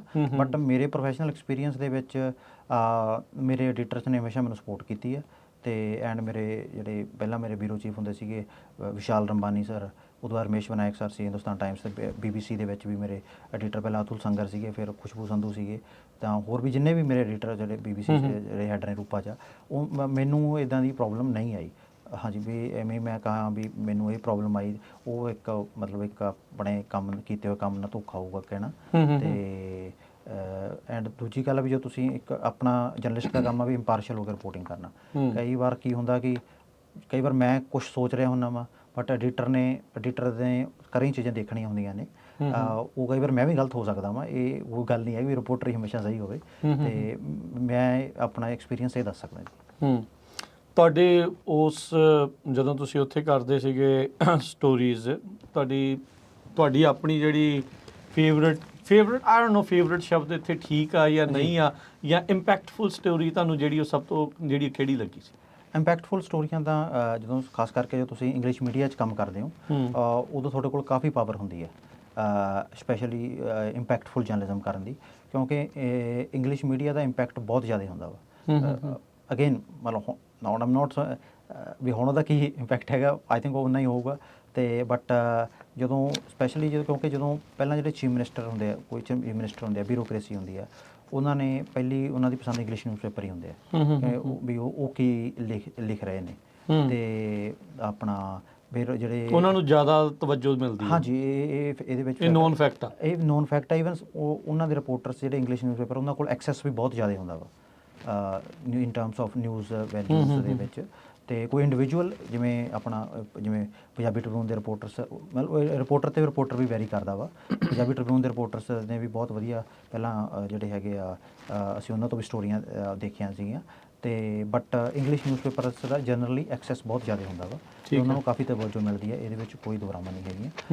ਅਤੇ ਮੈਨੂੰ ਇੱਕ ਜਿਹੜੀ ਸਭ ਤੋਂ ਮੇਰੀ ਉਹ ਪਹਿਲੀ ਸਟੋਰੀ ਸੀ ਜਦੋਂ ਮੈਂ ਫਰੀਦਕੋਟ ਗਿਆ ਸੀਗਾ, ਉਹ ਇੱਕ ਬਹੁਤ ਇੰਪੈਕਟਫੁਲ ਸਟੋਰੀ ਸੀ ਕਿ ਉਦੋਂ ਇੰਡੀਆ ਦੇ ਵਿੱਚ ਵੈਟ ਤੋਂ ਚੇਂਜ ਹੋ ਕੇ ਆਪਣਾ ਜਿਹੜਾ GST ਇੱਕ ਲਾਗੂ ਹੋਇਆ ਸੀਗਾ। ਅੱਛਾ। ਅਤੇ ਮੈਂ ਉੱਥੇ, ਮੈਨੂੰ ਕਿਸੇ ਨੇ ਦੱਸਿਆ ਵੀ ਫਰੀਦਕੋਟ ਦੇ ਵਿੱਚ ਨਾ ਹੁਣ ਤਾਂ ਚਲੋ ਕਾਫੀ ਫੈਸਿਲਿਟੀਜ਼, ਅੱਜ ਤੋਂ 10 ਸਾਲ ਪਹਿਲਾਂ ਫਰੀਦਕੋਟ ਦੇ ਵਿੱਚ ਕੈਂਸਰ ਕੇਅਰ, ਮਾਲਵੇ ਦੀ ਸਭ ਤੋਂ ਵੱਡੀ ਕੈਂਸਰ ਕੇਅਰ ਜਿਹੜੀ ਸਰਕਾਰੀ ਸੀਗੀ, ਉਹ ਫਰੀਦਕੋਟ ਦੇ ਵਿੱਚ ਸਿਚੁਏਟਡ ਹੈ, ਗੁਰੂ ਗੋਬਿੰਦ ਸਿੰਘ ਮੈਡੀਕਲ ਕਾਲਜ ਦੇ ਵਿੱਚ। ਠੀਕ ਹੈ। ਉੱਥੇ ਕੀ ਸੀਗਾ ਵੀ ਉੱਥੇ ਨਾ ਜਿਹੜੀਆਂ ਦਵਾਈਆਂ, ਤੁਹਾਨੂੰ ਪਤਾ ਵੀ ਉੱਥੇ ਕੁਝ ਦਵਾਈਆਂ ਫ੍ਰੀ ਦਿੱਤੀਆਂ ਜਾਂਦੀਆਂ ਜਾਂ ਸਸਤੇ ਰੇਟਾਂ 'ਤੇ ਦਿੱਤੀਆਂ ਜਾਂਦੀਆਂ ਕੈਂਸਰ ਪੇਸ਼ੈਂਟਸ ਨੂੰ। ਅਤੇ ਉਹਨਾਂ ਨੇ ਕੀ ਕੀਤਾ ਕਿ ਉਹ ਕੈਂਸਰ ਪੇਸ਼ੈਂਟਸ ਨੂੰ ਜਿਹੜੀਆਂ ਹੈਗੀਆਂ ਨੇ ਉਹ ਦਵਾਈਆਂ, ਉਹਨਾਂ 'ਚ ਕਨਫਿਊਜ਼ਨ ਆ ਗਈ ਕਿ ਜਿਹੜੀਆਂ ਦਵਾਈਆਂ ਅਸੀਂ ਵੈਟ 'ਤੇ ਖਰੀਦੀਆਂ, ਉਹ ਵੈਟ 'ਤੇ ਕਿਵੇਂ ਦਈਏ, ਕਿਉਂਕਿ ਵੈਟ ਖਤਮ ਹੋ ਗਿਆ ਸੀਗਾ। GST 'ਤੇ ਉਹ ਦੇ ਨਹੀਂ ਸਕਦੇ ਸੀਗੇ। ਇੱਕ ਕਲੈਰੀਕਲ ਐਰਰ ਸੀਗੀ, ਬਟ ਉਹ 2 ਮਹੀਨੇ ਤੋਂ ਕੰਮ ਰੁਕਿਆ ਹੋਇਆ ਸੀਗਾ, ਜਿਹਦੇ ਕਰਕੇ ਦਵਾਈਆਂ ਦੇਣ 'ਚ ਪ੍ਰੋਬਲਮ ਆ ਰਹੀ ਸੀ। ਹਾਂਜੀ, ਕਿਉਂਕਿ ਉਹਨਾਂ ਨੂੰ ਗਾਈਡਲਾਈਨਸ ਨਹੀਂ ਸੀਗੀਆਂ, ਜਿਵੇਂ ਆਪਾਂ ਦੇਖਦੇ ਹਾਂ ਵੀ ਸਰਕਾਰੀ ਕੰਮ ਦੇ ਵਿੱਚ ਗਾਈਡਲਾਈਨਸ ਦੇ ਮੁਤਾਬਕ ਹੀ ਚੱਲਣਾ ਹੁੰਦਾ ਵਾ। ਬਿਲਕੁਲ। ਅਤੇ ਉਹ ਡਾਕਟਰਸ ਨੇ ਵੀ ਕਈ ਵਾਰ ਉਹਨਾਂ ਨੂੰ ਲਿਖ ਕੇ ਵੈਸੇ ਵੀ ਸਾਨੂੰ ਦੱਸੋ ਤਾਂ ਸਹੀ, ਬਿਕੋਜ਼ ਪੇਸ਼ੈਂਟ ਕੀ ਕਰ ਰਹੇ ਸੀਗੇ, ਪੇਸ਼ੈਂਟ ਬਾਹਰੋਂ ਜਿਹੜੀ ਦਵਾਈ 1000 ਜਾਂ 2000 ਦੀ, ਬਾਹਰੋਂ 10-10 ਹਜ਼ਾਰ ਦੀ ਉਹਨਾਂ ਨੂੰ ਲੈਣੀ ਪੈ ਰਹੀ ਸੀਗੀ। ਅਤੇ ਮੈਂ ਅੱਜ ਵੀ ਮੈਨੂੰ ਯਾਦ ਆ ਕਿ ਅਸੀਂ ਉਹ ਸਟੋਰੀ ਕੀਤੀ ਕਿ cancer care falls victim due to GST confusion. ਅਤੇ ਉਸ ਸਟੋਰੀ ਲੱਗਣ ਤੋਂ ਇਮੀਡੀਏਟ ਬਾਅਦ ਫਿਰ ਉਹ ਜਿਹੜਾ ਹੈਗਾ ਵੈਟ GST ਵਾਲਾ, ਹਾਂਜੀ, ਫਿਰ ਉਹ ਇਮੀਡੀਏਟਲੀ ਉਹਨਾਂ ਨੇ ਐਕਸ਼ਨ ਲੈ ਕੇ ਉਹਨਾਂ ਨੂੰ ਗਾਈਡਲਾਈਨਸ ਦਿੱਤੀਆਂ। ਇਹ ਜਿਹੜਾ ਫਿਰ ਐਕਸ਼ਨ ਆ, ਇਹ ਪੰਜਾਬ ਦੀ ਸਰਕਾਰ ਨੇ ਕੀਤਾ। ਹਾਂਜੀ, ਉਦੋਂ ਕਿਹਦੀ ਸਰਕਾਰ ਸੀ? ਆਈ ਥਿੰਕ ਉਦੋਂ ਕੈਪਟਨ ਅਮਰਿੰਦਰ ਸਿੰਘ ਉਹਨਾਂ ਦੀ ਸਰਕਾਰ ਸੀਗੀ। ਅਤੇ I think with in next day ਤਾਂ ਉਹ ਇੰਸਟਰਕਸ਼ਨ ਇਸ਼ੂ ਹੋ ਗਈਆਂ ਅਤੇ ਉਹਨਾਂ ਨੂੰ ਦਵਾਈਆਂ ਮਿਲਣੀਆਂ ਸ਼ੁਰੂ ਹੋ ਗਈਆਂ। ਅਤੇ ਫਿਰ ਉਹ GST 'ਤੇ ਮਿਲੀਆਂ ਕਿ ਵੈਟ 'ਤੇ ਮਿਲੀਆਂ? ਆਈ ਥਿੰਕ ਉਹ GST, ਉਹਨਾਂ ਨੇ ਕਿਹਾ ਵੀ ਇਹਨਾਂ ਨੂੰ ਤੁਸੀਂ ਅਸੀਂ ਬਾਅਦ 'ਚੋਂ ਡਿਸਾਈਡ ਕਰਾਂਗੇ, ਦਿਸ ਵਾਟ ਪਹਿਲਾਂ ਵੰਡ ਦਿਓ ਵੀ ਤੁਸੀਂ ਸਟਾਰਟ ਕਰੋ ਇਹ ਆਪਣਾ। ਉਹਨਾਂ ਨੇ ਕਾਫੀ ਸਟ੍ਰਿਕਟ ਸਟੈਂਡ ਲਿਆ ਸੀਗਾ। ਅਤੇ ਉਹ ਇੱਦਾਂ ਦੀਆਂ ਸਟੋਰੀਆਂ ਵੀ ਜਦੋਂ ਤੁਸੀਂ ਲੋਕਾਂ ਦੀਆਂ ਪ੍ਰੋਬਲਮ ਸੋਲਵ ਹੋ ਜਾਂਦੀਆਂ ਤੁਹਾਡੇ ਲਿਖਣ ਦੇ ਕਰਕੇ, ਜਾਂ ਤੁਸੀਂ ਇੱਕ ਨਵੀਂ ਕਹਾਣੀ ਲੈ ਕੇ ਆਉਂਦੇ ਹੋ ਸਾਹਮਣੇ, ਅਤੇ ਉਹ ਚੀਜ਼ ਦਾ ਬਹੁਤ ਇੱਕ ਰਿਪੋਰਟਰ ਨੂੰ ਉਹਦੀ ਰਿਪੋਰਟਿੰਗ ਕਰਕੇ ਇੱਕ ਸੈਟਿਸਫੈਕਸ਼ਨ ਮਿਲਦੀ ਹੈ ਕੰਮ ਦੀ।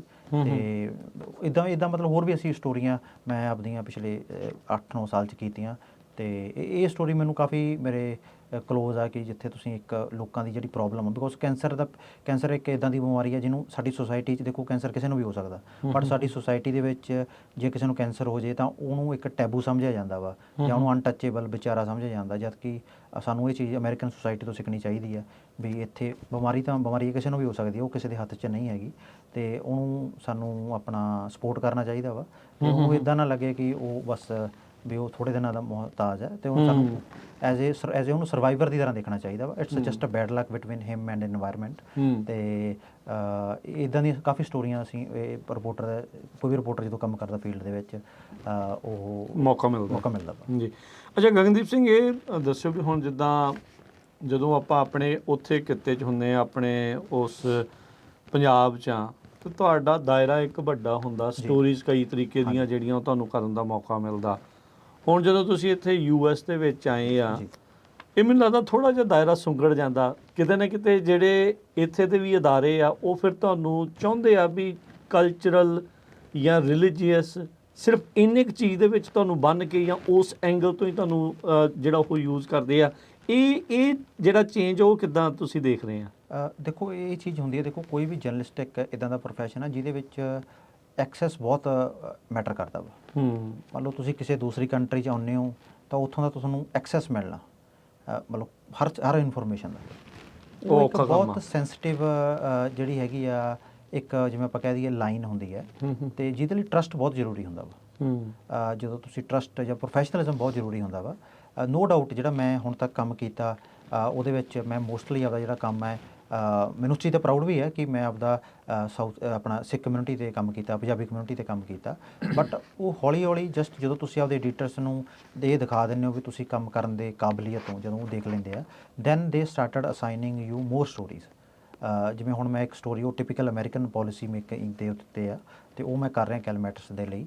ਅਤੇ ਹੋਰ ਵੀ ਜਿਹੜੀਆਂ ਸਟੋਰੀਜ਼ ਜਿਹੜੇ ਸਾਡੇ ਐਡੀਟਰ ਨੇ ਹੁਣ ਮੈਨੂੰ ਪੁੱਛਿਆ ਸੀਗਾ ਵੀ ਹੁਣ ਤੁਸੀਂ ਕੋਈ ਵੱਖ ਸਟੋਰੀਆਂ ਦਿਓ ਸਾਨੂੰ। ਅਤੇ ਉਹ ਇੱਕ ਟਾਈਮ ਹੁੰਦਾ ਇੱਕ, ਜਦੋਂ ਤੁਸੀਂ ਜਦੋਂ ਆਪਦਾ ਤੁਸੀਂ ਜਿਹੜਾ ਮੈਟਲ ਆ ਉਹ ਪ੍ਰੂਵ ਕਰ ਦਿੰਦੇ ਹੋ, ਫਿਰ ਉਹ ਚੀਜ਼ ਬੈਰੀਅਰ ਕ੍ਰੋਸ ਕਰ ਸਕਦਾ ਵਾ। ਇੱਥੇ ਜਿਵੇਂ ਤੁਸੀਂ ਟੈਕਨੋਲੋਜੀ 'ਤੇ ਸਟੋਰੀ ਕਰ ਸਕਦੇ ਹੋ ਜਾਂ ਕੋਈ ਹੋਰ ਪੋਲਿਸੀ 'ਤੇ ਵੀ ਸਟੋਰੀ ਕਰ ਸਕਦੇ ਹੋ। ਉਹ ਇੱਕ ਥੋੜ੍ਹਾ ਜਿਹਾ ਟਾਈਮ, ਕਿਉਂਕਿ ਜਿਹੜੀ ਐਕਸੈਸ ਦੀ ਸਾਰੀ ਕਹਾਣੀ ਐਕਸੈਸ ਅਤੇ ਇਨਫੋਰਮੇਸ਼ਨ 'ਤੇ ਖੜੀ ਹੁੰਦੀ ਹੈ, ਉਹ ਮਿਲਣ ਦੇ ਵਿੱਚ ਥੋੜ੍ਹਾ ਜਿਹਾ ਟਾਈਮ ਲੱਗਦਾ ਵਾ, ਅਤੇ ਸਾਨੂੰ ਥੋੜ੍ਹਾ ਟਰਸਟ ਵੀ ਡਿਵੈਲਪ ਕਰਨਾ ਪੈਂਦਾ ਵਾ, ਤਾਂ ਜੋ ਸਾਨੂੰ ਐਕਸੈਸ ਮਿਲ ਜੇ ਜਾਂ ਕੋਈ ਇਨਫੋਰਮੇਸ਼ਨ ਮਿਲ ਜੇ। ਜਿਹੜੀਆਂ ਮੰਨ ਲਓ ਆਪਾਂ ਸਿੱਖ ਕਮਿਊਨਿਟੀ, ਪੰਜਾਬੀ ਕਮਿਊਨਿਟੀ ਜਾਂ ਸਾਊਥ ਏਸ਼ੀਅਨ ਕਮਿਊਨਿਟੀ 'ਤੇ ਆਪਾਂ ਸਟੋਰੀਆਂ ਕਰਦੇ ਹਾਂ, ਉਹ ਹੈ ਤਾਂ ਐਕਚੁਅਲੀ ਅਮਰੀਕਨ ਸਟੋਰੀਆਂ ਹੀ ਨੇ, ਜਿਹੜੀਆਂ ਕਿ ਪਹਿਲਾਂ ਨਹੀਂ ਐਕਸਪਲੋਰ ਹੋਈਆਂ ਜਾਂ ਪਹਿਲਾਂ ਘੱਟ ਐਕਸਪਲੋਰ ਹੋਈਆਂ ਨੇ, ਜਾਂ ਕਹਿ ਲਓ ਵੀ ਲੋਕਲ ਕਮਿਊਨਿਟੀ ਦੇ ਵਿੱਚ ਰਹਿ ਕਮਿਊਨਿਟੀ ਗਈਆਂ, 'ਤੇ ਜਾਂ ਕੋਈ ਡੀਪਰ ਇਨਵੈਸਟੀਗੇਸ਼ਨ ਨਹੀਂ ਹੋਈ ਨੈਸ਼ਨਲ ਲੈਵਲ ਤੇ ਜਾਂ ਨੈਸ਼ਨਲ ਲੈਵਲ 'ਤੇ ਨਹੀਂ ਨਹੀਂ ਹੁੰਦੀਆਂ। ਅਤੇ ਉਹ ਇਵੈਂਚੁਅਲੀ ਦੈਟ ਇਜ਼ ਦੇਖੋ, ਜਿਵੇਂ ਮੈਂ ਪਹਿਲਾਂ ਵੀ ਇੱਕ ਜਗ੍ਹਾ 'ਤੇ ਕਿਹਾ ਸੀ, ਜੇ ਅਸੀਂ ਪੰਜਾਬੀ ਕਮਿਊਨਿਟੀ ਕਵਰ ਕਰਦੇ ਹਾਂ, ਮਤਲਬ ਜੇ ਅਸੀਂ ਕੈਲੀਫੋਰਨੀਆ ਕਵਰ ਕਰਦੇ ਹਾਂ, ਤਾਂ Punjabi community is also part of that world ਵਿਚ ਵੀ ਹੈਵ ਬੀਨ ਕਵਰਿੰਗ। ਅਤੇ ਇਸ ਕਰਕੇ ਉਹ ਥੋੜ੍ਹਾ ਜਿਹਾ ਟਾਈਮ ਲੱਗਦਾ ਵਾ, ਜਦੋਂ ਤੁਸੀਂ ਆਪਦਾ ਪੋਟੈਂਸ਼ੀਅਲ ਪ੍ਰੂਵ ਕਰ ਦਿੰਦੇ ਹੋ, ਉਹਨਾਂ ਨੂੰ ਲੱਗਦਾ ਵੀ yes he is capable to do impartial story on other topic also. They started assigning new stories. But again, it took me 6 months to build that kind of trust. ਅੱਛਾ, ਹੁਣ ਤੁਹਾਡੀ ਜਿਹੜੀ ਤੁਸੀਂ ਲੇਟੈਸਟ ਜਿਹੜੀ ਸਟੋਰੀ ਕੀਤੀ ਹੈ, ਉਹਦੇ 'ਤੇ ਆਪਾਂ ਗੱਲਬਾਤ ਕਰਦੇ ਹਾਂ। ਜਿਹੜੇ ਭਾਰਤ ਦੇ ਜਿਹੜੇ ਗੈਂਗਸ ਆ, ਉਹ ਉਹਨਾਂ ਦਾ ਜਿਹੜੇ ਗੈਂਗਸ ਕਨੈਕਟਡ ਟੂ ਇੰਡੀਆ, ਉਹ ਇਸ ਟਾਈਮ ਜੋ ਇੱਥੇ ਕਰ ਰਹੇ ਹੈਗੇ ਆ, ਹੈ ਨਾ, ਐਕਸਟੋਰਸ਼ਨ ਦਾ, ਬਿਸ਼ਨੋਈ ਗੈਂਗ, ਕਈ ਕੁਛ ਜਿਹੜਾ ਉਹ ਤੁਸੀਂ ਇਸ ਸਟੋਰੀ ਦੇ ਵਿੱਚ ਐਕਸਪੋਜ਼ ਕੀਤਾ ਕੁਛ ਵੀਕ ਪਹਿਲਾਂ। ਅਜੇ ਤੁਹਾਡੀ ਇਹ ਜਿਹੜੀ ਸਟੋਰੀ ਆਈ ਹੈ, ਪਹਿਲਾਂ ਤਾਂ ਕੰਗਰੈਚੁਲੇਸ਼ਨਸ ਵੀ ਬੜੇ ਕਹਿ ਲਓ ਵੀ ਧੜੱਲੇ ਦੇ ਨਾਲ ਤੁਸੀਂ ਇਹ ਜਿਹੜੀ ਸਟੋਰੀ ਕੀਤੀ ਹੈ, ਅਤੇ ਉਹਨਾਂ ਦਾ ਵੀ ਧੰਨਵਾਦ ਜਿਨ੍ਹਾਂ ਨੇ ਆਪਣੀ ਜਿਹੜੀ ਉਹ ਸਟੋਰੀ ਆ ਕੇ ਦੱਸੀ ਵੀ ਆ। ਨਹੀਂ ਤਾਂ ਅਕਸਰ ਆਪਾਂ ਦੇਖਦੇ ਹਾਂ ਵੀ ਲੋਕ ਅੱਗੇ ਆਉਂਦੇ ਨਹੀਂ ਆ। ਤੁਹਾਨੂੰ ਇਹ ਸਟੋਰੀ ਦਾ ਪਹਿਲੋਂ ਕਿੱਦਾਂ ਪਤਾ ਲੱਗਾ, ਕੀ ਮਨ ਦੇ ਵਿੱਚ ਆਇਆ ਵੀ ਤੁਸੀਂ ਇਹ ਸਟੋਰੀ ਕਰਨਾ ਚਾਹੁੰਦੇ ਹੋ? ਦੇਖੋ, ਜਿਵੇਂ ਤੁਹਾਨੂੰ ਪਤਾ ਹੀ ਹੈ ਵੀ ਜਿਹੜੇ ਆਪਣੇ ਗੈਂਗ ਪ੍ਰੋਬਲਮ ਹੈ, ਉਸ ਟਰਾਂਸਨੈਸ਼ਨਲ ਇੱਕ ਗੈਂਗ ਪ੍ਰੋਬਲਮ ਹੋਈ ਹੈ ਪਿਛਲੇ 5-6 ਸਾਲਾਂ ਤੋਂ। ਅਤੇ ਬਟ ਜਿਹੜੀ ਉਹਦੀ ਰਿਪੋਰਟਿੰਗ ਹੈ ਕੈਨੇਡਾ ਤੋਂ ਲਗਾਤਾਰ ਹੋ ਰਹੀ ਸੀਗੀ, ਇੰਡੀਆ ਤੋਂ ਵੀ ਰਿਪੋਰਟਿੰਗ ਹੋ ਰਹੀ ਹੈ। ਅਤੇ ਬਟ ਅਮਰੀਕਨ ਜਿਹੜੀ ਮੇਨ ਸਟਰੀਮ ਦੇ ਜਿਹੜੀਆਂ ਨਿਊਜ਼ ਰੂਮਸ ਨੇ, ਉਹਨਾਂ 'ਚ ਉਹ ਚੀਜ਼ ਰਿਪੋਰਟ ਨਹੀਂ ਮਿਸਿੰਗ ਸੀਗੀ। ਅਤੇ ਪਿਛਲੇ 1 ਸਾਲ ਤੋਂ ਥੋੜ੍ਹੀ ਰਿਪੋਰਟਿੰਗ ਹੋ ਰਹੀ ਸੀ, ਜਦੋਂ ਕੋਈ ਛੋਟਾ ਮੋਟਾ ਐਕਸ਼ਨ ਹੋ ਰਿਹਾ ਸੀ, ਜਿਹੜੀ ਥੋੜ੍ਹੀ ਰਿਪੋਰਟਿੰਗ ਹੋ ਰਹੀ ਸੀ ਜਦੋਂ ਕੋਈ ਐਕਸ਼ਨ ਹੋ ਰਿਹਾ ਸੀਗਾ। ਬਟ ਉਹ ਲੋਕਲ ਲੈਵਲ 'ਤੇ ਹੋ ਰਹੀ ਸੀਗੀ, ਕੋਈ ਕੰਪਰੀਹੈਂਸਿਵ ਰਿਪੋਰਟ ਨਹੀਂ ਸੀਗੀ ਉਹਦੇ ਰਿਲੇਟਡ, ਕਿ ਜਿਵੇਂ ਆਪਾਂ ਕਹਿ ਦਈਏ ਕੋਈ ਫਾਊਂਡੇਸ਼ਨਲ ਸਟੋਰੀ ਨਹੀਂ ਹੋਈ ਸੀਗੀ। ਅਤੇ ਅਸੀਂ ਆਪਣਾ ਜਦੋਂ ਦਸੰਬਰ ਦੇ ਵਿੱਚ ਇੱਕ ਇੰਡਾਇਕਟਮੈਂਟ ਫਾਈਲ ਕੀਤੀ ਸੀਗੀ FBI ਨੇ, ਇੱਕ ਸਸਪੈਕਟਡ ਗੈਂਗ ਮੈਂਬਰ ਸੀਗੇ ਬਿਸ਼ਨੋਈ ਗੈਂਗ ਦੇ, ਜਸਮੀਤ ਸਿੰਘ, ਜਿਹੜੇ ਕਿ ਇੱਥੋਂ ਥ੍ਰੈਟ ਕਰ ਰਹੇ ਸੀ ਕੈਨੇਡਾ ਦੇ ਵਿੱਚ। ਹੁਣ ਉਹਨਾਂ ਦੀ ਰੀਸੈਂਟਲੀ ਬੇਲ ਵੀ ਡਿਨਾਈ ਹੋਈ ਹੈ, ਅਤੇ ਹਾਲਾਂਕਿ ਉਹਨਾਂ ਨੇ ਕੋਈ ਆਪਣਾ ਪੱਖ ਨਹੀਂ ਦਿੱਤਾ ਸਾਨੂੰ ਸਟੋਰੀ ਦੇ ਲਈ, ਉਹਨਾਂ ਦੇ ਵਕੀਲ ਨੇ। ਉਹ ਅਸੀਂ 1-2 ਹੋਰ ਵੀ ਜਿਹੜੇ ਪਿਛਲੇ ਇੰਸਟਾਂਸਿਸ ਹੋ ਰਹੇ ਸੀ, ਪਿਛਲੇ ਸਾਲ ਕਈ ਅਰੈਸਟਾਂ ਹੋਈਆਂ ਸੀਗੀਆਂ, ਅਤੇ ਉਹ ਸਾਰੇ ਨੂੰ ਕਰਕੇ ਅਸੀਂ ਇੱਕ ਸਟੋਰੀ ਆਈਡੀਆ ਡਿਵੈਲਪ ਕਰਨ ਦੀ ਅਸੀਂ ਜਨਵਰੀ 'ਚ ਸਟਾਰਟ ਕੀਤਾ ਸੀਗਾ। ਅਤੇ ਇਵੈਂਚੁਅਲੀ ਫਿਰ ਅਸੀਂ ਫੈਬਰਰੀ ਐਂਡ ਤੱਕ ਉਹ ਸਟੋਰੀ ਆਈਡੀਆ ਡਿਵੈਲਪ ਕਰਕੇ ਫਿਰ ਮਾਰਚ 'ਚ ਕੰਮ ਸ਼ੁਰੂ ਕੀਤਾ ਸੀਗਾ। ਮਾਰਚ 'ਚ ਕੰਮ ਸ਼ੁਰੂ ਕਰਕੇ ਫਿਰ ਸਾਨੂੰ ਥੋੜ੍ਹਾ ਟਾਈਮ ਲੱਗਿਆ, ਬਿਕੋਜ਼ ਜਿਹੜੇ ਸਬਜੈਕਟਸ ਨੂੰ ਲੱਭਣਾ, ਉਹਨਾਂ ਨੂੰ ਟਰਸਟ, ਜਿਹੜਾ ਮੇਨ ਇਸ਼ੂ ਹੁੰਦਾ ਵੀ ਤੁਸੀਂ ਕੋਈ ਵਿਕਟਮ ਹੈ, ਇਹ ਜਿਹੜੀ ਆਪਣੀ ਕਮਿਊਨਿਟੀ 'ਚ ਪ੍ਰੋਬਲਮ ਆ ਵੀ ਆਪਣੀ ਇਹ ਚੀਜ਼ ਬਹੁਤ ਘੱਟ ਰਿਪੋਰਟ ਹੁੰਦੀ ਹੈ, ਆਪਣੇ ਖਾਸ ਕਰਕੇ ਐਕਸਟੋਰਸ਼ਨ ਹੋ ਗਿਆ, ਬਿਕੋਜ਼ ਕੋਈ ਵੀ ਨਹੀਂ ਚਾਹੁੰਦਾ ਵੀ ਸਾਡਾ ਕੋਈ ਵੀ ਆਪਣਾ ਕਿਸੇ ਮੁਸੀਬਤ 'ਚ ਫਸੀਏ। ਅਤੇ but it took us nearly a month to develop this story. ਅਤੇ ਅਸੀਂ ਇਹ 'ਚ ਕਾਫੀ ਲੋਕਾਂ ਨਾਲ ਗੱਲਬਾਤ ਕੀਤੀ, ਵਿਕਟਮਸ ਨਾਲ ਗੱਲਬਾਤ ਕੀਤੀ, ਆਫ ਦੀ ਰਿਕਾਰਡ ਵੀ ਕੀਤੀ, ਅਤੇ ਫਿਰ ਕਮਿਊਨਿਟੀ ਮੈਂਬਰਸ, ਕਮਿਊਨਿਟੀ ਜਿਹੜੇ ਲੀਡਰ ਉਹਨਾਂ ਨਾਲ ਵੀ ਗੱਲ ਕੀਤੀ, ਡਿਫਰੈਂਟ ਲਾਅ ਇਨਫੋਰਸਮੈਂਟ ਏਜੰਸੀਜ਼ ਨਾਲ ਵੀ ਅਸੀਂ ਗੱਲਬਾਤ ਕੀਤੀ। ਅਤੇ ਇਹ ਸਾਰੀ ਸਾਨੂੰ ਕਰਨ ਨੂੰ 1-1.25 ਮਹੀਨਾ ਲੱਗ ਗਿਆ ਜੀ। ਅੱਛਾ, ਜਿੱਦਾਂ ਤੁਸੀਂ ਕਿਹਾ ਵੀ ਕਈਆਂ ਨੇ ਐਨੋਨਿਮਸਲੀ ਵੀ ਬੋਲੇ, ਕਈ ਗੁਪਤ ਰਹਿ ਕੇ ਵੀ ਜਿਹੜੇ ਵਿਕਟਮ ਬੋਲੇ, ਜਿਨ੍ਹਾਂ ਦੇ ਲਈ ਜਿਨ੍ਹਾਂ ਦਾ ਮੇਨ ਨਾਮ ਜਿਹੜਾ ਇਸ ਦੇ ਵਿੱਚ ਆਇਆ, ਉਹਨਾਂ ਦਾ ਟਰਸਟ ਕਿੱਦਾਂ ਬਣਿਆ ਵੀ ਉਹਨਾਂ ਨੇ ਕਿੱਦਾਂ ਇਹ ਸੋਚਿਆ ਵੀ ਮੈਂ ਭਾਈ ਆਪਣੇ ਨਾਮ ਦੇ ਨਾਲ ਕਰਾਂ, ਕਿਉਂਕਿ ਵੀ ਨੋ ਵੀ ਇਹ ਜਿਹੜਾ ਟਰਾਂਸਨੈਸ਼ਨਲ ਰਿਪਰੈਸ਼ਨ ਤੇ ਟਰਾਂਸਨੈਸ਼ਨਲ ਜਿਹੜਾ ਗੈਂਗ ਵਾਲਾ ਕੰਮ ਆ ਇਸ ਟਾਈਮ ਇਹ ਬਹੁਤ ਜ਼ਿਆਦਾ ਵਧਿਆ ਹੋਇਆ ਆ। ਇਹਦੇ ਡਰ ਦੇ ਕਿਉਂਕਿ ਜਿਹੜਾ ਗੁਪਤ ਰਹਿ ਕੇ ਬੋਲਣ ਵਾਲੇ ਦਾ ਮਤਲਬ ਹੀ ਇਹੀ ਹੁੰਦਾ ਵੀ ਡਰਦਾ ਹੁੰਦਾ, ਉਹਨਾਂ ਨੂੰ ਰਿਪਰਕਸ਼ਨਸ ਦਾ ਜਿਹੜਾ ਖਤਰਾ ਹੁੰਦਾ। ਸੋ ਟਰਸਟ ਕਿੱਦਾਂ ਬਣਿਆ? ਦੇਖੋ ਇਹੀ ਸਾਨੂੰ ਸਿਖਾਇਆ ਵੀ ਇਹੀ ਜਾਂਦਾ ਵਾ, ਜਿਵੇਂ ਖਾਸ ਕਰਕੇ ਵੀ ਤੁਸੀਂ ਆਪਦੇ ਜਿਨ੍ਹਾਂ ਨਾਲ ਵੀ ਤੁਸੀਂ ਗੱਲ ਕਰਨੀ ਆ ਉਹਨਾਂ 'ਚ ਟਰਸਟ ਕਿਵੇਂ ਪੈਦਾ ਕਰਨਾ। ਜਦੋਂ ਤੁਸੀਂ ਇਹ ਚੀਜ਼ ਦੱਸਦੇ ਹੋ ਵੀ ਜੋ ਤੁਹਾਡੀ ਸਟੋਰੀ ਹੈ ਅਸੀਂ ਉਹਨਾਂ ਨੂੰ as it is he publish ਕਰਾਂਗੇ, ਅਤੇ ਅਸੀਂ ਉਹਨੂੰ ਮਤਲਬ ਇੱਕ ਜਿਹੜਾ ਜਰਨਲਿਸਟਿਕ ਐਥਿਕਸ ਇੱਥੇ ਬਹੁਤ ਕੰਮ ਆਉਂਦੇ ਆ। ਜਦੋਂ ਤੁਸੀਂ ਕਿਸੇ ਨਾਲ ਭਰੋਸਾ ਬਣਾਉਣਾ ਵਾ ਤਾਂ ਇੱਕ ਐਨਵਾਇਰਨਮੈਂਟ ਕ੍ਰੀਏਟ ਕਰਨਾ ਪੈਂਦਾ ਵਾ, ਤੁਹਾਨੂੰ ਆਪਣੀਆਂ ਜਿਹੜੀਆਂ ਇੰਟੈਂਸ਼ਨਸ ਨੇ ਉਹ ਦੱਸਣੀਆਂ ਪੈਂਦੀਆਂ ਵੀ ਸਾਡਾ ਇਹ ਮਕਸਦ ਹੈ, ਅਸੀਂ ਇੱਕ ਇੰਪਾਰਸ਼ੀਅਲ ਰਿਪੋਰਟ ਕਰਨਾ ਚਾਹੁੰਦੇ ਹਾਂ ਅਤੇ ਤੁਸੀਂ ਸਾਡੇ ਕੋਲ ਆਓ ਆਪਣੀ ਸਟੋਰੀ ਲੈ ਕੇ। ਅਤੇ that is how I develop that kind of relation with my subjects. ਅਤੇ ਮੈਂ ਉਸ ਲਈ ਉਹਨਾਂ ਦਾ ਕਾਫੀ ਧੰਨਵਾਦੀ ਹਾਂ ਕਿ ਉਹਨਾਂ ਨੇ ਆਪਣਾ ਕਰੇਜ ਕਰਕੇ ਮੇਰੇ 'ਤੇ ਟਰਸਟ ਕੀਤਾ ਅਤੇ ਉਹ ਸਾਡੇ ਨਾਲ ਉਹਨਾਂ ਨੇ ਔਨ ਰਿਕਾਰਡ ਗੱਲ ਕੀਤੀ। ਅਤੇ that is why we have able to deliver this kind of investigation. ਹਾਲਾਂਕਿ ਜੇ ਉਹ ਕੋਈ ਵੀ ਬੰਦਾ ਔਨ ਰਿਕਾਰਡ ਨਹੀਂ ਗੱਲ ਕਰਦਾ, ਭਾਵੇਂ ਉਹ ਆਫ ਦੀ ਰਿਕਾਰਡ ਗੱਲ ਕਰਦਾ, ਉਹਨਾਂ ਚਿਰ ਉਸ ਸਟੋਰੀ 'ਚ ਥੋੜ੍ਹੀ ਜਿਹੀ ਕਮੀ ਰਹਿ ਜਾਂਦੀ ਹੈ ਹਮੇਸ਼ਾ ਕਿ ਜਿਹੜੀ ਇੱਕ ਬੰਦੇ ਨੇ ਔਨ ਰਿਕਾਰਡ ਗੱਲ ਕਰਨੀ ਆ, ਔਨ ਰਿਕਾਰਡ ਲੋਕਾਂ ਨੂੰ ਦੱਸਣਾ ਵੀ ਸਾਡੇ ਨਾਲ ਆਹ ਹੋ ਰਿਹਾ ਵਾ ਜਾਂ I have been victim of this particular crime. ਭਾਵੇਂ ਤੁਸੀਂ ਆਫ ਦੀ ਰਿਕਾਰਡ ਜਿੰਨਾ ਮਰਜ਼ੀ ਉਹ 'ਚ ਡਿਟੇਲਸ ਪਾ ਦਿਓ, ਪਰ ਫਰਕ ਤਾਂ ਹਮੇਸ਼ਾ ਰਹਿੰਦਾ ਹੀ ਆ। ਪੜ੍ਹਨ ਵਾਲੇ ਨੂੰ ਵੀ ਫਿਰ ਉਹ ਟਰਸਟ ਜਿਹੜਾ ਆਥੈਂਟਿਸਿਟੀ ਦਾ ਟਰਸਟ ਹੁੰਦਾ ਵਾ।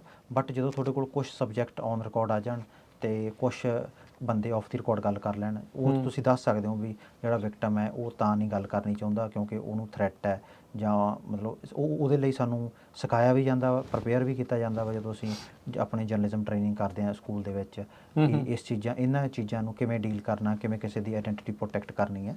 ਅਤੇ ਅਗੇਨ ਮੈਂ ਉਹ ਸਾਰੇ ਬੰਦਿਆਂ ਦਾ ਧੰਨਵਾਦ ਕਰਦਾ ਜਿਨ੍ਹਾਂ ਨੇ ਸਾਡੇ ਨਾਲ ਔਨ ਰਿਕਾਰਡ ਗੱਲ ਕੀਤੀ ਅਤੇ ਸਾਡੇ 'ਤੇ ਟਰਸਟ ਕੀਤਾ। ਅਤੇ ਜਦੋਂ ਕੋਈ ਬੰਦਾ ਕਿਸੇ 'ਤੇ ਟਰਸਟ ਕਰਦਾ ਫਿਰ ਹੀ ਤੁਸੀਂ ਜਾਂ ਕਿਸੇ ਨਾਲ ਔਨ ਰਿਕਾਰਡ ਗੱਲ ਕਰਕੇ ਆਪਦੀ ਸਟੋਰੀ ਸ਼ੇਅਰ ਕਰਦਾ, ਫਿਰ ਹੀ ਤੁਸੀਂ ਇੱਕ ਵਧੀਆ ਜਿਹੜੀ ਸਟੋਰੀ ਉਹ ਡਿਲੀਵਰ ਕਰ ਸਕਦੇ ਹੋ। ਅਦਰਵਾਈਜ਼ ਗੱਲਾਂ ਜਰਨਲਿਸਟ ਕੋਲ ਬਹੁਤ ਜ਼ਿਆਦਾ ਹੁੰਦੀਆਂ ਨੇ, ਬਟ ਉਹ ਗੱਲਾਂ ਦੇ ਨਾਲ ਸਟੋਰੀ ਨਹੀਂ ਬਣਦੀ ਅੰਟਿਲ ਅਨਲੈਸ ਕਿਸੇ ਦੀ ਸਾਡੇ ਕੋਲ ਰੀਅਲ ਸਬਜੈਕਟ ਵੀ ਨਾਲ ਚਾਹੀਦਾ। ਹਾਂਜੀ, ਸਬਜੈਕਟ ਵੀ ਨਾਲ ਚਾਹੀਦਾ। ਹਾਂਜੀ, ਉਹ ਬੰਦਾ ਆਊਗਾ, ਜੋ ਕਹਾਣੀ ਦੱਸਦਾ ਸਾਡਾ ਕੰਮ ਹੀ ਇਹ ਆ ਵੀ ਜੋ ਲੋਕਾਂ ਦੀ ਕਹਾਣੀ ਆ ਉਹੀ ਦੂਜੇ ਲੋਕਾਂ ਤੱਕ ਲੈ ਕੇ ਜਾਣਾ। ਤੁਸੀਂ ਜਿਹੜੀ ਭਾਰਤ ਦੇ ਜਿਹੜੇ ਆਰਗੇਨਾਈਜ਼ਡ ਟਾਸਕ ਫੋਰਸ ਆ, ਕ੍ਰਾਈਮ ਟਾਸਕ ਫੋਰਸ, ਉਹਨਾਂ ਤੋਂ ਵੀ ਸਟੇਟਮੈਂਟ ਲਈ, ਉਹ ਕੰਟੈਕਟ ਕਿੱਦਾਂ ਸੀਗਾ? ਦੇਖੋ ਜੀ, ਮੈਂ ਇੰਡੀਆ 'ਚ ਵੀ ਕੰਮ ਕੀਤਾ, ਇਹ ਸਾਡੀ ਡਿਊਟੀ ਵੀ ਹੈਗੀ ਆ ਵੀ ਅਸੀਂ ਹਰ ਬੰਦਾ ਜਿਹਦੇ ਉੱਤੇ ਜੋ ਵੀ ਐਲੀਗੇਸ਼ਨ ਆ ਜਾਂ ਕਾਊਂਟਰ ਐਲੀਗੇਸ਼ਨ ਆ ਜਾਂ ਜਿਹਦੇ ਬਾਰੇ ਗੱਲ ਕੀਤੀ ਜਾਂਦੀ ਆ, ਹਰ ਬੰਦੇ ਤੱਕ ਅਸੀਂ ਅਪਰੋਚ ਕਰੀਏ। That is how we able to deliver our impartial reporting, ਜਿਹਦੇ ਉੱਤੇ ਮੈਂ ਹਮੇਸ਼ਾ ਫੋਕਸ ਕਰਦਾ ਵਾਂ। ਜਦੋਂ ਤੁਸੀਂ ਇੰਪਾਰਸ਼ੀਅਲ ਰਿਪੋਰਟ ਕਰਦੇ ਹੋ, that is a best way to tell the story across the world ਜਿਹੜਾ ਹੈਗਾ। ਅਤੇ ਉਹ ਮੈਂ ਇੰਡੀਆ 'ਚ ਵੀ ਫੋਲੋ ਕਰਦਾ ਸੀਗਾ ਕਿਉਂਕਿ ਕੁਛ ਜਿਵੇਂ ਆਪਾਂ ਨੂੰ ਪਤਾ ਵੀ ਇਹ ਜਿਹੜੇ ਟਰਾਂਸਨੈਸ਼ਨਲ ਗੈਂਗ ਨੇ ਇਹ ਇੰਟਰਕਨੈਕਟਡ ਨੇ, ਅਤੇ ਕੁਛ ਕ੍ਰਾਈਮ ਇੱਥੇ ਹੁੰਦਾ, ਕੁਛ ਇੰਡੀਆ ਹੁੰਦਾ ਵਾ, ਅਤੇ ਮਤਲਬ ਵਿਕਟਮ ਦੋਨੇ ਪਾਸੇ ਹੀ ਹੈਗੇ ਨੇ। ਅਤੇ ਅਸੀਂ ਉਹ ਆਪਣਾ ਜਿਹੜੀ ਹੈਗੀ ਆ ਇੰਡੀਆ ਦੇ ਵਿੱਚ ਇੱਕ ਹਰਿਆਣਾ ਪੁਲਿਸ ਨੂੰ ਅਸੀਂ ਕੰਟੈਕਟ ਕੀਤਾ, ਪੰਜਾਬ ਪੁਲਿਸ ਦੇ ਵਿੱਚ ਪੰਜਾਬ ਪੁਲਿਸ ਦੀਆਂ ਕੁਛ ਔਨ ਰਿਕਾਰਡ ਸਟੇਟਮੈਂਟ ਸੀਗੀਆਂ। ਆਈ ਥਿੰਕ ਉਹ ਯੂਜ਼ ਕੀਤੀਆਂ, ਉਹ ਜਿੰਨਾ ਵੀ ਸਾਡੇ ਕੋਲ ਪਬਲਿਕਲੀ ਅਵੇਲੇਬਲ ਡੇਟਾ ਸੀਗਾ ਅਸੀਂ ਉਹ ਸਾਰਾ ਯੂਜ਼ ਕੀਤਾ ਆਪਦੀ ਸਟੋਰੀ ਦੇ ਵਿੱਚ ਟੂ ਕਨੈਕਟ ਦਾ ਡੋਟਸ। ਜਿਵੇਂ ਮੈਂ ਤੁਹਾਨੂੰ ਇੱਕ ਐਗਜ਼ਾਮਪਲ ਦਿੰਦਾ ਕਿ ਇੱਦਾਂ 2 ਹੋਮੋਸਾਈਡ ਹੋਈਆਂ ਸੀਗੀਆਂ ਆਪਣੇ ਸੈਂਟਰ ਵੈਲੀ 'ਚ, ਇੱਕ ਸਟੋਕਟਨ ਹੋਈ ਸੀਗੀ, ਇੱਕ ਫਰੈਜ਼ਨੋ ਦੇ ਵਿੱਚ ਹੋਈ ਸੀਗੀ ਲਾਸਟ ਈਅਰ 18 ਅਕਤੂਬਰ ਨੂੰ। ਅਤੇ ਜਦੋਂ ਤੁਸੀਂ ਆਪਣਾ ਆਈ ਥਿੰਕ ਜਨਵਰੀ ਦੇ ਵਿੱਚ ਹਰਿਆਣਾ ਪੁਲਿਸ ਵੱਲੋਂ ਇਹ ਅਨਾਊਂਸਮੈਂਟ ਕੀਤੀ ਗਈ ਸੀ ਕਿ ਉਹਨਾਂ ਨੇ 4 ਬੰਦੇ ਅਰੈਸਟ ਕੀਤੇ ਨੇ ਜਿਹੜੇ ਕਿ ਉਹ 2 ਹੋਮੋਸਾਈਡ ਦੇ ਵਿੱਚ ਇਨਵੋਲਵ ਸੀਗੇ। ਉਹ ਅਤੇ ਜਦੋਂ ਸੀਗੇ ਇੱਥੇ ਹੋਮੋਸਾਈਡ ਹੋਏ। ਹਾਂਜੀ, ਅਤੇ ਜਦੋਂ ਇਹ ਇੰਟਰ ਗੈਂਗ ਸੀਗਾ। ਹਾਂਜੀ, ਇਹ ਇੰਟਰ ਗੈਂਗ ਜਿਹੜਾ ਪੁਲਿਸ ਵੱਲੋਂ ਕਲੇਮ ਕੀਤਾ ਕਿ ਇੰਟਰ ਗੈਂਗ ਰਾਈਵਲਰੀ ਸੀਗੀ। ਅਤੇ ਉਹ ਅਸੀਂ ਉਹਨਾਂ ਤੱਕ ਅਪਰੋਚ ਕੀਤਾ ਕਿ ਅਸੀਂ ਤੁਸੀਂ ਆਹ ਕਲੇਮ ਕੀਤਾ ਵਾ, ਇਹ ਰਿਪੋਰਟਿੰਗ ਵੀ ਹੋਈ ਹੈ ਤੁਹਾਡੇ 'ਤੇ, ਤੁਸੀਂ ਇਹ ਸਾਨੂੰ ਵੈਰੀਫਾਈ ਕਰ ਸਕਦੇ ਹੋ ਆਪਣਾ ਜਿਹੜਾ ਫੈਕਟ ਹੈ ਕਨਫਰਮ ਦਾ। ਹਾਂਜੀ, ਤਾਂ ਉਹਨਾਂ ਨੇ ਓਬਵੀਅਸਲੀ ਜਦੋਂ ਅਸੀਂ ਵਰਸ਼ਨ ਲਈ ਉਹਨਾਂ ਨੂੰ ਰੀਚ ਆਊਟ ਕੀਤਾ ਅਤੇ ਉਹਨਾਂ ਨੇ ਸਾਨੂੰ ਵਰਸ਼ਨ ਦਿੱਤਾ ਆਪਣੀ ਸਟੋਰੀ ਦੇ ਲਈ, ਉਹ ਅਸੀਂ ਇਨਕਲੂਡ ਵੀ ਕੀਤਾ ਆਪਣੀ ਸਟੋਰੀ ਦੇ ਵਿੱਚ। ਅਤੇ ਉਹਦੇ ਨਾਲ ਇੱਕ ਚੀਜ਼ ਸਾਹਮਣੇ ਵੀ ਆਈ ਕਿ ਕਿਵੇਂ ਕੁਛ ਬੰਦੇ ਇੱਥੇ ਮਰਡਰ ਕਰਕੇ ਇੰਡੀਆ ਭੱਜ ਜਾਂਦੇ। ਹਾਂਜੀ, ਅਤੇ ਉਹ ਇੱਕ ਇੰਪੋਰਟੈਂਟ ਐਲੀਮੈਂਟ ਸੀਗਾ ਸਾਡੀ ਸਟੋਰੀ ਦੇ ਵਿੱਚ।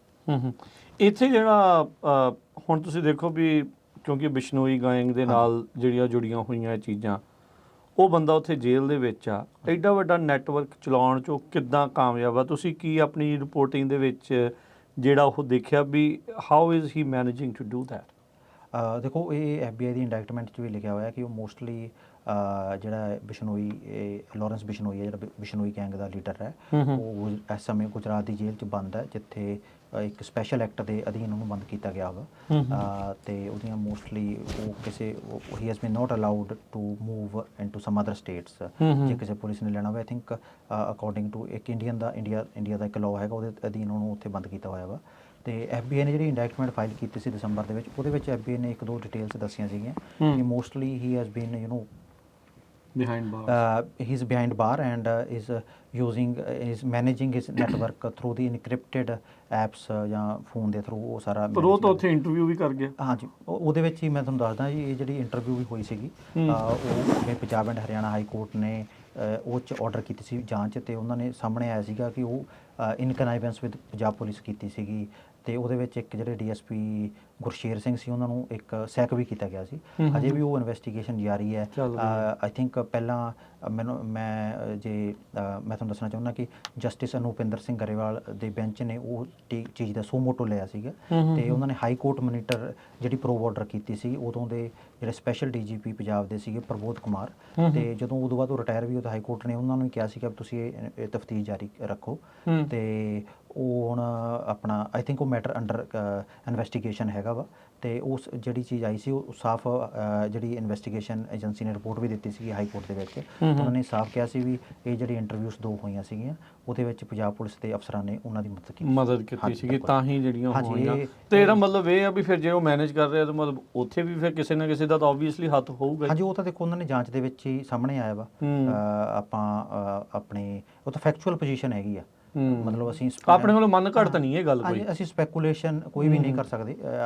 ਆਪਣਾ ਉਹ ਇੱਕ ਜਦੋਂ ਪੁਲਿਸ ਨੇ ਪ੍ਰੂਵ ਕਰਕੇ ਹਾਈ ਕੋਰਟ ਦੇ ਵਿੱਚ ਦਿੱਤੀ ਹੈ, ਤੇ ਹਾਈ ਕੋਰਟ ਨੇ ਇਨਕੁਆਇਰੀ ਆਰਡਰ ਕੀਤੀ ਸੀਗੀ ਉਸ ਦੀ, ਤਾਂ ਸਾਨੂੰ ਆਪਣਾ ਮੈਂ ਉਹੀ ਫੈਕਟ ਰੀਟਰੇਟ ਕਰ ਰਿਹਾ ਵਾਂ, ਤੇ ਵੀ ਉਹ ਜਿਹੜੀ ਆਪਣਾ ਜਿਹੜਾ ਚੀਜ਼ ਕੀ ਹੋਈ ਸੀ ਉਹ ਇਨ ਕਨਾਈਵੈਂਸ ਵਿਦ ਪੁਲਿਸ ਆਫੀਸ਼ੀਅਲ ਹੋਈ ਸੀਗੀ ਜੀ। ਇਹਦੇ ਵਿੱਚ ਹੁਣ ਜਦੋਂ ਤੁਸੀਂ ਜਿਹੜੀ ਇਹ ਸਟੋਰੀ ਕੀਤੀ, ਇੱਥੇ ਕਬੱਡੀ ਜਿਹੜੀ ਮਿਡਲ ਐਂਡ ਸੈਂਟਰ ਜਿਹੜੀ ਉਹ ਸੀਗੀ, ਟੂਰਨਾਮੈਂਟ ਹੋਣਾ ਸੀਗਾ, ਪਲੇਅਰਾਂ ਨੂੰ ਕਾਲਾਂ ਆਈ ਜਾਂਦੀਆਂ ਸੀਗੀਆਂ ਗੈਂਗਸਟਰਾਂ ਦੀਆਂ ਵੀ ਤੁਸੀਂ ਨਹੀਂ ਖੇਡਣਾ, ਜਾਂ ਇੱਧਰੋਂ ਨਹੀਂ ਖੇਡਣਾ, ਜਾਂ ਉੱਧਰੋਂ ਨਹੀਂ ਖੇਡਣਾ। ਇੰਨਾ ਜ਼ਿਆਦਾ ਇਨਫਲੂਐਂਸ ਲਾਈਕ ਉਹ ਇੰਨੇ ਜ਼ਿਆਦਾ ਕਿ ਗੈਂਗਸਟਰ ਇੱਥੇ ਆ ਚੁੱਕੇ ਆ ਜਾਂ ਇੱਥੇ ਰਿਕਰੂਟ ਕੀਤੇ ਜਾਂਦੇ ਆ? ਇਹਦੇ ਬਾਰੇ ਕੋਈ ਜਿਹੜੇ ਹੈਗੇ ਆ ਮੋਸਟਲੀ ਜਿਹੜਾ ਲਾਅ ਇਨਫੋਰਸਮੈਂਟ ਜਿੱਥੇ ਜਿੰਨਾ ਮੈਂ ਇੱਥੇ ਗੱਲ ਕੀਤੀ ਸੀਗੀ, ਜਿਵੇਂ ਕਿ ਸੈਨਵੋਕਿਨ ਕਾਉਂਟੀ ਦੇ ਸ਼ੈਰਿਫ ਪੈਟਰਿਕ ਵਿਦਰੋ ਨਾਲ ਗੱਲ ਕੀਤੀ ਸੀ, ਹੋਰ ਵੀ ਅਸੀਂ ਕੁਝ ਡਿਟੈਕਟਿਵਸ ਨਾਲ ਗੱਲ ਕੀਤੀ ਸੀਗੀ ਇੱਥੇ ਬਾਰੇ, ਤਾਂ ਉਹਨਾਂ ਨੇ ਕਿਹਾ ਵੀ ਇਹ ਸਾਰੀ ਜਿਹੜੀ ਡੋਮੈਸਟਿਕ ਪ੍ਰੋਬਲਮ ਆ ਜਿਹੜੀ ਇੱਥੇ ਆਈ ਹੋਈ ਹੈ, ਵੀ ਉੱਧਰੋਂ ਆਏ ਆ। ਹਾਂਜੀ, ਤੇ ਕੁਝ ਜਿਹੜੇ ਲੋਕਲ ਇੱਥੇ ਹੋਣਗੇ ਉਹ ਵੀ ਰਿਕਰੂਟ ਕਰ ਲਏ ਹੋ ਜਾਂਦੀ ਹੈ, ਜਿਹੜੇ ਪਹਿਲਾਂ ਆਏ ਹੋਣਗੇ ਜਾਂ ਕੁਝ ਨਵੇਂ ਵੀ ਤੁਹਾਡੇ ਨਾਲ ਰਿਕਰੂਟਮੈਂਟ ਹੋ ਜਾਂਦੀ ਹੈ। ਦਿਸ ਇਜ਼ ਵਟ ਉਹਨਾਂ ਨੇ ਸਾਨੂੰ ਦੱਸਿਆ ਸੀਗਾ।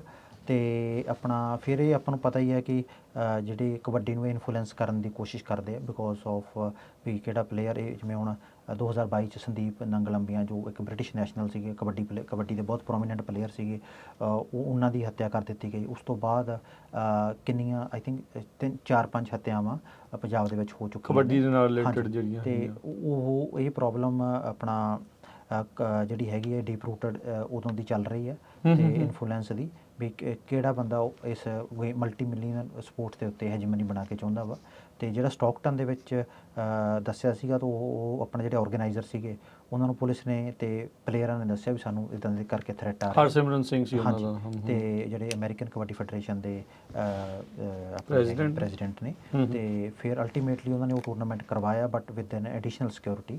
ਤੇ ਮੋਸਟਲੀ ਤਾਂ ਇਹੀ ਆ ਵੀ ਇਸ ਮਲਟੀ ਮਿਲੀਅਨ ਗੇਮ ਦੇ ਉੱਤੇ ਹੈਜਮਨੀ ਕਿਵੇਂ ਬਣਾ ਕੇ ਰੱਖਣੀ ਆਪਣੀ, ਕੰਟਰੋਲ ਜਿਹੜਾ ਆ ਉਹ ਕੰਟਰੋਲ ਦਾ ਜਿਹੜਾ ਇਹ ਰੌਲਾ ਹੈ।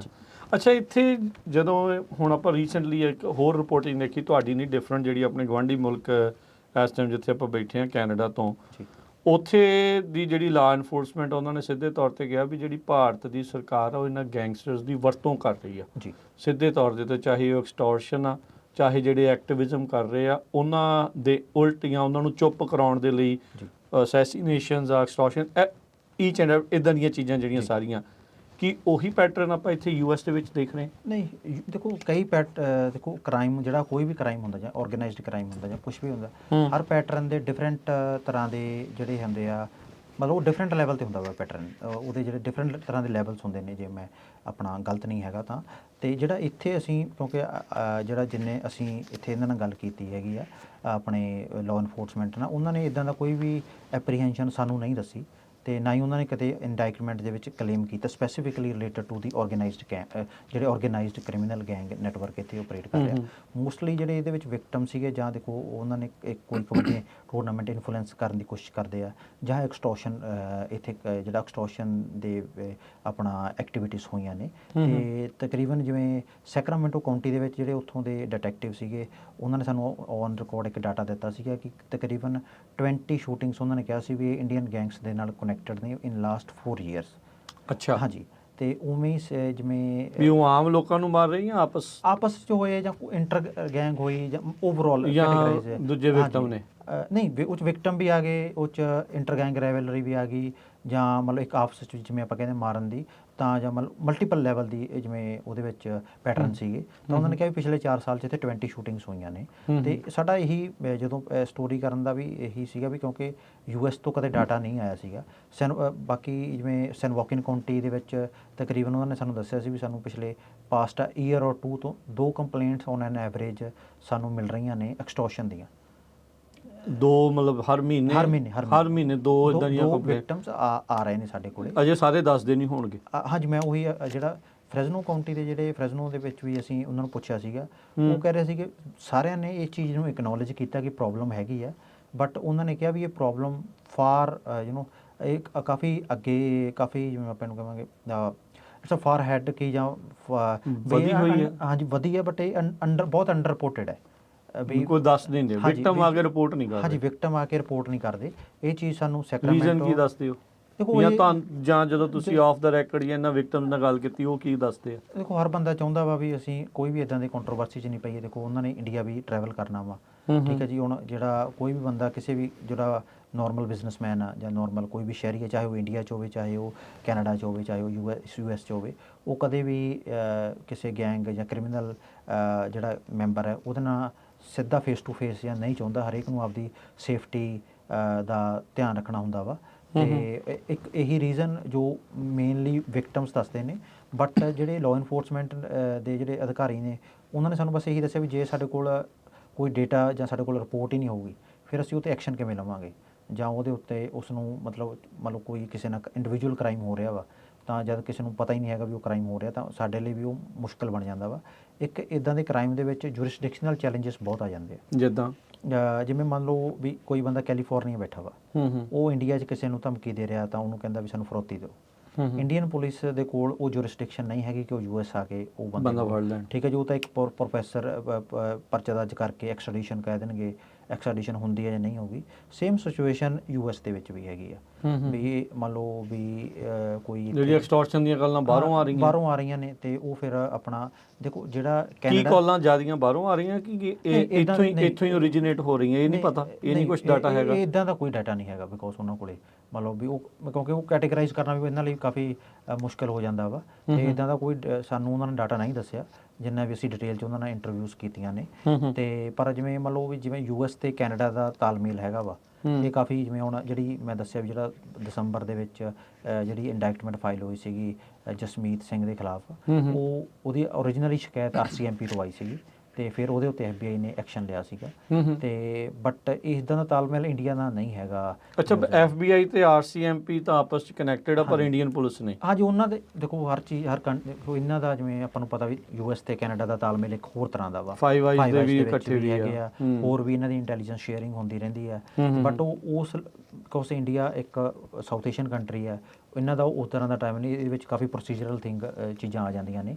ਤੇ ਸੋ ਉਦਾਂ ਕੋਈ ਡਾਟਾ ਸ਼ੇਅਰ ਹੁੰਦਾ ਤੁਹਾਨੂੰ ਆਪਣੀ ਰਿਪੋਰਟਿੰਗ 'ਚ ਕੁਝ ਪਤਾ ਲੱਗਾ ਵੀ ਇਹਨਾਂ ਦਾ ਕੋਈ ਕਿਸੇ ਤਰੀਕੇ ਦਾ ਤਾਲਮੇਲ ਹੈ? ਦੇਖੋ, ਤਾਲਮੇਲ ਤਾਂ ਉਹਨਾਂ ਨੇ ਕਿਹਾ ਵੀ ਸਾਡਾ ਤਾਲਮੇਲ ਤਾਂ ਹੈਗਾ ਹੀ ਆ। ਜਿਵੇਂ ਮੰਨ ਲਓ ਵੀ ਕੋਈ ਵੀ ਜੇ ਉਹ ਇਨਸੀਡੈਂਟ ਉੱਧਰ ਹੁੰਦਾ ਜਾਂ ਇੱਧਰ ਹੁੰਦਾ, ਡਾਟਾ ਇਨਫੋਰਮੇਸ਼ਨ ਤਾਂ ਸ਼ੇਅਰ ਹੁੰਦੀ ਹੈ। ਬਟ ਇੱਕ ਹੁੰਦਾ ਵੀ ਜਿਵੇਂ ਮੰਨ ਲਓ ਵੀ ਉਹਨਾਂ ਦੀ ਸ਼ਿਕਾਇਤ ਦੇ ਉੱਤੇ ਕਾਰਵਾਈ ਸ਼ੁਰੂ ਇੱਥੇ ਕਰਨੀ, ਉਹ ਆਈ ਥਿੰਕ ਥੋੜ੍ਹਾ ਜਿਹਾ ਜੁਰਿਸਡਿਕਸ਼ਨਲ ਚੈਲੰਜਸ ਹੈਗੇ ਜੀ। ਉਹ ਨਹੀਂ ਜਿਹੜਾ ਉਹ ਇੰਡੀਆ ਵਾਸਤੇ ਵੀ ਆ, ਉਹ US ਵਾਸਤੇ ਵੀ ਆ। ਅੱਛਾ, ਜਿਹੜੇ ਵਿਕਟਮ ਆ ਉਹਨਾਂ ਨੇ ਇਹ ਵੀ ਜਿਹੜਾ ਖਤਰਾ ਜਿਹੜਾ ਉਹ ਜਤਾਇਆ ਵੀ ਇੱਕ ਤਾਂ ਇੱਥੇ ਉਹਨਾਂ ਨੂੰ ਖਤਰਾ ਵੀ ਇੱਥੇ ਰਿਟੈਲੀਏਸ਼ਨ ਹੋ ਸਕਦੀ ਹੈ, ਇੱਕ ਇਹ ਵੀ ਦੱਸਦੇ ਵੀ ਉੱਥੇ ਪਿੱਛੇ ਪਰਿਵਾਰਕ ਮੈਂਬਰਾਂ ਦੇ ਨਾਲ ਵੀ ਜਿਹੜੀ ਇੰਡੀਆ ਦੇ ਵਿੱਚ ਵੀ ਰਿਟੈਲੀਏਸ਼ਨ ਜਿਹੜੀ ਉਹ ਹੈਗੀ ਆ। ਤੁਹਾਨੂੰ ਆਪਣੀ ਰਿਪੋਰਟਿੰਗ 'ਚ ਕੁਛ ਇੱਦਾਂ ਦੀ ਚੀਜ਼ ਸਾਹਮਣੇ ਆਈ ਵੀ ਇਸ ਚੀਜ਼ ਦੇ ਪ੍ਰਤੀ ਕੋਈ ਪ੍ਰੋਟੈਕਸ਼ਨ ਉਹਨਾਂ ਲੋਕਾਂ ਦੇ ਲਈ ਹੈ? ਇੱਦਾਂ ਦੀ ਪ੍ਰੋਟੈਕਸ਼ਨ ਨਹੀਂ, ਕੋਈ ਇੱਦਾਂ ਦੀ ਸਾਡੇ ਕੋਲ ਸਾਹਮਣੇ ਤਾਂ ਨਹੀਂ ਹੈ, ਬਟ ਇੱਕ ਵਿਕਟਮ ਨੂੰ ਮਤਲਬ I don't want to detail much information because of the security issues, ਅਤੇ ਬਟ ਕੁਛ ਲੋਕਾਂ ਨੂੰ ਜਿਹੜੇ ਇਹਨਾਂ ਨੇ ਉੱਥੇ ਰਿਪੋਰਟ ਕੀਤਾ ਵਾ ਅਤੇ ਉਹਨਾਂ ਨੂੰ ਉਹ ਪ੍ਰੋਟੈਕਸ਼ਨ ਮਿਲੀ ਹੈਗੀ ਆ। ਅੱਛਾ, ਅਤੇ ਆਪਣਾ ਵੀ ਜਿਨ੍ਹਾਂ ਨੂੰ ਧਮਕੀਆਂ ਆਈਆਂ ਤੇ ਉਹਨਾਂ ਨੇ ਬਾਅਦ 'ਚ ਉੱਥੇ ਪ੍ਰੋਟੈਕਸ਼ਨ ਲਈ ਆ? ਨਹੀਂ, ਉਹ ਹਾਂਜੀ, ਜੇ ਮਤਲਬ ਉਹ ਆਪਣਾ ਮਤਲਬ ਉਹ ਇੰਡੀਆ ਗਏ ਆ ਜਾਂ ਕਿਤੇ ਵੀ ਗਏ ਆ, ਉਹਨਾਂ ਨੇ ਰਿਪੋਰਟ ਕਰਤਾ ਵੀ ਸਾਨੂੰ ਦੇਖੋ ਜੀ ਇੰਨੀਆਂ ਥ੍ਰੈਟਸ ਆ ਰਹੀਆਂ ਨੇ, ਉਹਨਾਂ ਨੂੰ ਪ੍ਰੋਟੈਕਸ਼ਨ ਮਿਲੀ ਹੈਗੀ ਆ ਉੱਥੇ। ਅਤੇ ਆਪਣਾ ਬਟ ਇਵੈਂਚੁਅਲੀ ਗੱਲ ਇਹੀ ਹੁੰਦੀ ਹੈ ਵੀ ਜੋ ਤੁਸੀਂ ਰਿਪੋਰਟ ਕਰਦੇ ਹੋ, ਜਿੰਨਾ ਚਿਰ ਕੋਈ ਚੀਜ਼ ਦਾ ਡੇਟਾ ਰਿਪੋਰਟ ਨਹੀਂ ਹੋਊਗਾ ਜਾਂ ਕਿਸੇ ਲਾਅ ਇਨਫੋਰਸਮੈਂਟ ਕੋਲ ਕੋਈ ਵੀ ਆਪਾਂ ਜਿਵੇਂ ਆਪਾਂ ਵੈਸਟਰਨ ਕੰਟਰੀਜ਼ ਦੇ ਵਿੱਚ ਦੇਖਦੇ ਹਾਂ ਵੀ ਕੋਈ ਵੀ ਪੋਲਿਸੀ ਬਣਨੀ ਹੈ, ਨਾਰਮਲ ਪੋਲਿਸੀ ਵੀ, not only related to the crime but in general also, ਉਹਦਾ ਇੱਕ ਸਰਵੇ ਹੁੰਦਾ, ਉਹਦਾ ਕੋਈ ਡੇਟਾ ਹੁੰਦਾ ਵਾ, ਰਿਸਰਚ ਹੁੰਦੀ ਹੈ, ਫਿਰ ਉਹਦੇ ਜਾ ਕੇ ਪੋਲਿਸੀ ਬਣਦੀ ਹੈ। ਜਿੰਨਾ ਕਿਸੇ ਵੀ ਕ੍ਰਾਈਮ ਦੇ ਉੱਤੇ ਕੋਈ ਐਕਸ਼ਨ ਤਾਈਓ ਹੁੰਦਾ ਵੀ ਜੇ ਉਹਦਾ ਜੇ ਮੰਨ ਲਓ ਆਪਾਂ ਦੇਖਦੇ ਹਾਂ ਵੀ ਐਕਸਟੋਰਸ਼ਨ ਕ੍ਰਾਈਮ ਦੇ ਵਿੱਚ ਡਾਟਾ ਸਿਰਫ ਸੈਨ ਵੋਕਿਨ ਕਾਉਂਟੀ ਤੋਂ ਸਾਨੂੰ ਮਿਲਿਆ, ਫਰੈਜ਼ਨੋ ਤੇ ਸਾਨੂੰ ਹੋਰ ਇੱਕ ਜੋ ਜਗ੍ਹਾ ਤੋਂ ਨਹੀਂ ਡਾਟਾ ਮਿਲਿਆ, ਇਹਦਾ ਮਤਲਬ ਜੇ ਉਹ ਫਿਰ ਉੱਥੇ ਪੋਲਿਸੀ ਕਿਵੇਂ ਬਣੂਗੀ? ਜਾਂ ਮੰਨ ਲਓ ਵੀ ਜੇ ਰਿਪੋਰਟ ਹੀ ਨਹੀਂ, ਜੇ ਰਿਪੋਰਟ ਹੀ ਨਹੀਂ ਹੋਊਗਾ, ਜਦੋਂ ਮੰਨ ਲਓ ਕੋਈ ਦੂਸਰਾ ਬੰਦਾ ਦੇਖੂਗਾ ਉਹ ਕਹੂਗਾ ਵੀ ਇਸ ਕ੍ਰਾਈਮ ਦਾ ਮੈਗਨੀਟਿਊਡ ਤਾਂ ਬਹੁਤ ਘੱਟ ਹੈ, ਬਟ ਜਿਹੜੀ ਅੰਡਰ ਰਿਪੋਰਟ ਹੋ ਰਹੀ ਹੈ ਜਾਂ ਜਿਹੜੀ ਲੋਕਾਂ ਦੇ ਘਰਾਂ 'ਚ ਪ੍ਰੋਬਲਮ ਆ ਰਹੀ ਹੈ ਲੋਕਾਂ ਨੂੰ, ਉਹ ਤਾਂ ਹੀ ਉਹ ਕੋਈ ਬੰਦਾ ਹੱਲ ਹੋਊਗਾ ਜੇ ਦੱਸੋਗੇ, ਜੇ ਬੰਦਾ ਉਹਨਾਂ ਨੂੰ ਰਿਪੋਰਟ ਕਰੂਗਾ। ਅਤੇ ਆਪਣਾ that is how I think ਉਹਨਾਂ ਨੇ ਜਿਹੜੀ ਲਾਅ ਇਨਫੋਰਸਮੈਂਟ ਉਹਨਾਂ ਨੇ ਇਹ ਵੀ ਆਪਣਾ ਕਿਹਾ ਸੀਗਾ ਵੀ ਸਾਡੇ ਕੋਲ ਕਾਫੀ ਤਰੀਕੇ ਨੇ to protect the victim identity. ਅਤੇ ਹਾਂਜੀ, ਅਤੇ ਵੀ ਉਹਨਾਂ ਨੇ ਵੀ ਕਿਹਾ ਸੀ ਵੀ ਸਾਨੂੰ ਜ਼ਿਆਦਾ ਤੋਂ ਜ਼ਿਆਦਾ ਇਸ ਚੀਜ਼ ਨੂੰ ਰਿਪੋਰਟ ਦੱਸੋ, ਜੇ ਕੌਨਫੀਡੈਂਸ਼ੀਅਲ ਤਰੀਕੇ ਦੇ ਨਾਲ ਅਨੋਨਿਮਸਲੀ ਰਿਪੋਰਟ ਕਰ ਸਕਦੇ ਆ। ਕਿਸੇ ਵੀ ਕ੍ਰਾਈਮ ਦਾ ਆਪਾਂ ਦੇਖਦੇ ਹਾਂ, ਮੰਨ ਲਓ ਹੋਮੋਸਾਈਡ ਦਾ ਡਾਟਾ ਹੁੰਦਾ ਵਾ, ਕਾਰ ਜੈਕਿੰਗ ਦਾ ਡਾਟਾ ਹੁੰਦਾ ਵਾ, ਥੈਫਟ ਦਾ ਡਾਟਾ ਹੁੰਦਾ ਵਾ, ਡੇਟਾ ਦੇ ਜਦੋਂ ਫਿਰ ਜੇ ਡੇਟਾ ਹੀ ਹੋਊਗਾ only then you can preempt the magnitude of the problem.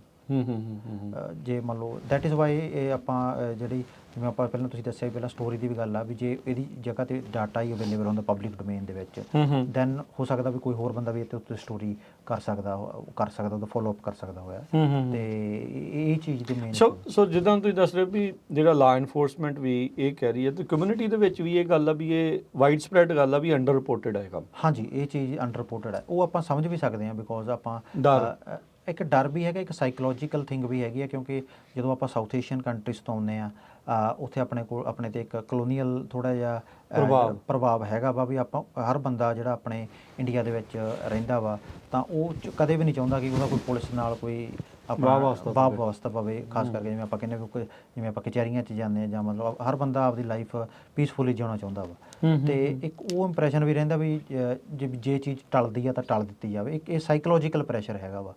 ਅਤੇ ਉਹ ਇੱਕ ਰੀਜ਼ਨ ਹੁੰਦਾ ਵਾ ਆਪਣੇ ਮਾਈਂਡ ਦੇ ਵਿੱਚ, ਕਿਉਂਕਿ ਆਪਣਾ ਇਹ ਚੀਜ਼ਾਂ ਮਤਲਬ ਓਵਰਨਾਈਟ ਨਹੀਂ ਚੇਂਜ ਹੋ ਜਾਂਦੀਆਂ। ਜਿਵੇਂ ਇਹ ਚੀਜ਼ ਆਪਣੇ 'ਤੇ ਵੀ ਲਾਗੂ ਹੋ ਸਕਦੀ ਹੈ ਵੀ ਮਤਲਬ ਕੋਈ ਵੀ ਨਹੀਂ ਚਾਹੁੰਦਾ ਕਿ ਮੇਰਾ ਕੋਈ ਪੁਲਿਸ ਨਾਲ ਵਾਸਤਾ ਪਵੇ ਜਾਂ ਮੇਰੀ ਲਾਈਫ 'ਚ ਕੋਈ ਵੀ ਟ੍ਰੈਵੈਸਟੀ ਆਵੇ ਜਿਹਦੇ ਨਾਲ ਕਰਕੇ ਮੇਰੀ ਫੈਮਿਲੀ ਡਿਸਟਰਬ ਹੋਵੇ ਜਾਂ ਮੇਰੇ ਰਿਲੇਟਿਵ ਡਿਸਟਰਬ ਹੋਣ।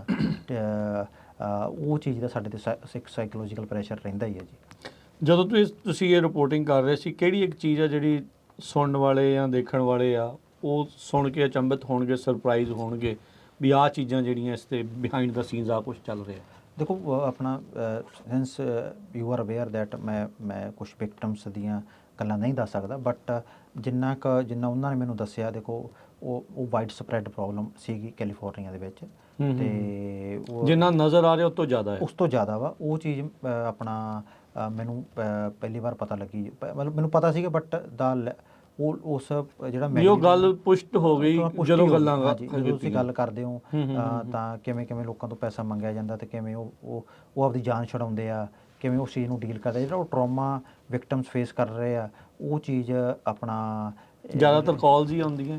ਹਾਂਜੀ, ਜ਼ਿਆਦਾਤਰ ਕਾਲਸ ਹੀ WhatsApp ਕਾਲ ਆ ਜ਼ਿਆਦੀਆਂ।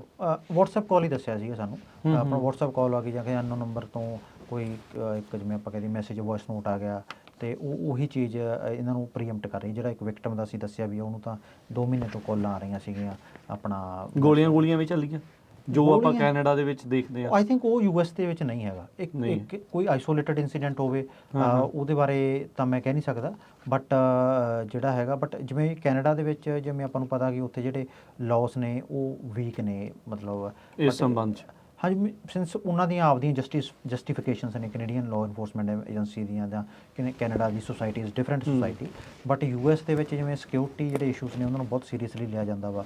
ਆਪਾਂ ਨੂੰ ਪਤਾ ਹੀ ਹੈ ਜਿਹੜੀਆਂ ਵੈਨ ਇਟ ਕਮਸ ਟੂ ਜਦੋਂ ਪਬਲਿਕ ਸੇਫਟੀ ਦੀ ਗੱਲ ਹੁੰਦੀ, ਪਬਲਿਕ ਸੇਫਟੀ ਦੀ ਗੱਲ ਹੋ ਜੇ, ਜਾਂ ਉਹਨਾਂ ਨੂੰ ਲੱਗਦਾ ਵੀ ਇਹ ਚੀਜ਼ ਕੱਲ੍ਹ ਨੂੰ ਇੱਕ ਵੱਡਾ ਥ੍ਰੈਟ ਬਣ ਸਕਦੀ ਹੈ ਕੰਟਰੀ ਲਈ, ਤਾਂ US ਸਿਕਿਉਰਿਟੀਜ਼ ਏਜੰਸੀਜ਼ ਦੇ ਲਈ ਤਾਂ ਇੱਕ ਮਤਲਬ ਦੇ ਟੁੱਕ as a challenge security issues ਨੂੰ ਲੈ ਕੇ, ਜਿਹੜਾ ਆਪਾਂ ਓਵਰਆਲ ਦੇਖਦੇ ਹਾਂ US ਨੂੰ। ਅਤੇ ਉਹਨਾਂ ਨੇ ਇਸ ਨੂੰ ਸ਼ੂਟਿੰਗਸ ਇੱਥੇ ਨਹੀਂ ਹੋਈਆਂ ਐਜ਼ ਸੱਚ। ਇੱਕ ਜਿਵੇਂ ਮੈਂ ਦੱਸਿਆ ਵੀ ਉਹ ਜਿਹੜੀਆਂ ਹੋਮੋਸਾਈਡਸ ਦੀਆਂ ਜਿਹੜੀਆਂ ਇੰਟਰ ਰਾਈਵੈਲਰੀ ਵਾਲੀਆਂ ਤਾਂ ਹੋਈਆਂ ਸੀਗੀਆਂ, ਪਰ ਐਕਸਟੋਰਸ਼ਨ ਵਾਲੀਆਂ ਸ਼ੂਟਿੰਗਸ ਕੋਈ ਆਈਸੋਲੇਟ ਕੇਸ ਹੋਵੇ ਉਹਦੇ ਬਾਰੇ ਮੈਂ ਨਹੀਂ ਕੁਝ ਕਹਿ ਸਕਦਾ, ਪਰ ਇਨ ਜਨਰਲ ਉਹ ਟਰੈਂਡ ਨਹੀਂ ਹੈਗਾ ਸਾਡੇ ਇੱਥੇ US ਦੇ ਵਿੱਚ। ਨਹੀਂ ਬਿਲਕੁਲ।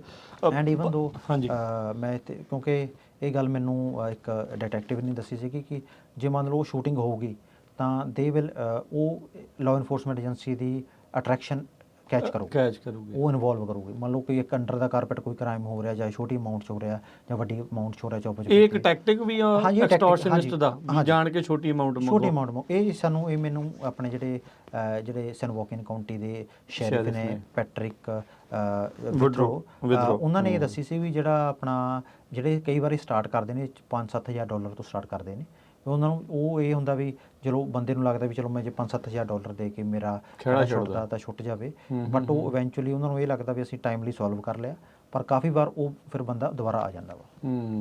ਸੋ ਮੇਨ ਤੁਹਾਡੀ ਗੱਲ ਦੇ ਵਿੱਚ ਜਿਸਟ ਜੇ ਆਪਾਂ ਕੱਢਣੀ ਹੋਵੇ ਤਾਂ ਇਹ ਆ ਵੀ ਹੋ ਰਹੀਆਂ ਇਹ ਚੀਜ਼ਾਂ ਪਰ ਰਿਪੋਰਟ ਨਹੀਂ ਹੋ ਰਹੀਆਂ, ਜਿਹਦੇ ਕਰਕੇ ਜਿਹੜੀ ਲਾਅ ਇਨਫੋਰਸਮੈਂਟ ਉਹ ਐਕਸ਼ਨ ਲੈਣ 'ਚ ਨਾਕਾਮਯਾਬ ਆ। ਹਾਂਜੀ, ਜਿੰਨਾ ਕੁ ਉਹਨਾਂ 'ਤੇ ਜਿਹੜੀ ਚੀਜ਼ ਰਿਪੋਰਟ ਹੋ ਰਹੀ ਹੈ ਉਹਦੇ ਲਈ ਤਾਂ ਫਿਰ ਉਹ ਲਾਇਬਲ ਨੇ ਉਸ ਬੰਦੇ ਦੀ ਸਿਕਿਉਰਿਟੀ ਸੇਫਟੀ ਦੇ ਲਈ। ਮੰਨ ਲਓ ਵੀ ਕੱਲ੍ਹ ਨੂੰ ਕੋਈ ਬੰਦਾ ਕੋਈ ਕਮਿਊਨਿਟੀ ਦੇ ਓਵਰਆਲ ਹਾਲਾਤਾਂ ਦੇ ਲਈ ਵੀ ਉਹ, ਕਿਉਂਕਿ ਇੱਕ ਚੀਜ਼ ਨੂੰ ਇੰਪੈਕਟ ਕਰਦਾ ਸਾਰਿਆਂ ਨੂੰ ਹੀ ਕਰਦਾ ਹੈ। ਅਤੇ ਆਪਣਾ ਇਹੀ ਉਹਨਾਂ ਨੇ ਸਾਨੂੰ ਵਾਰ-ਵਾਰ ਸਾਰੇ ਆਪਣੇ ਜਿਹੜੇ ਜਿੰਨੇ ਵੀ ਅਸੀਂ ਇਹਨੂੰ ਰੀਚ ਆਊਟ ਕੀਤਾ ਉਹਨਾਂ ਨੇ ਇਹੀ ਕਿਹਾ ਕਿ it is under reported crime. Community leaders ਕੀ ਸੋਚਦੇ ਆ, ਦਾ ਕੀ ਹੱਲ ਆ, ਕੀ ਸੋਲਿਊਸ਼ਨ ਆ, ਉਹਨਾਂ ਦੇ ਨਾਲ ਵੀ ਜਦੋਂ ਤੁਸੀਂ ਗੱਲਾਂ ਕੀਤੀਆਂ ਜਾਂ ਆਮ ਲੋਕਾਂ ਨਾਲ ਤੁਸੀਂ ਜੇ ਆਫ ਦਾ ਰੈਕਡ ਵੀ ਗੱਲ ਕਰਦੇ ਆ, ਕੀ ਸਲਾਹਾਂ ਤੁਹਾਨੂੰ ਉਹ ਦਿੰਦੇ ਜਾਂ ਕੀ ਗੱਲਬਾਤ ਹੁੰਦੀ ਹੈ? ਦੇਖੋ ਜੀ, ਉਹਨਾਂ ਸਲਾਹ ਐਕਚੁਅਲੀ ਉਹ ਤਾਂ ਮੋਸਟਲੀ ਤਾਂ ਦੇਖੋ ਲਾਅ ਇਨਫੋਰਸਮੈਂਟ ਨੇ ਆਪਦਾ ਕੰਮ ਕਰਨਾ ਵਾ, ਉਹ ਤਾਂ ਹੀ ਆ ਵੀ ਕੋਈ ਵੀ ਲਾਅ ਇਨਫੋਰਸਮੈਂਟ ਤਾਂ ਹੀ ਕੰਮ ਕਰੋਗੇ ਵੀ ਜੇ ਉਹਦੇ ਸਾਹਮਣੇ ਕੋਈ ਕ੍ਰਾਈਮ ਜਾਂ ਰਿਪੋਰਟ ਹੋਊਗਾ। ਇੱਕ ਜਿਹੜਾ ਮੇਨ ਬੇਸ ਲਾਈਨ ਤਾਂ ਇਹੀ ਹੈ।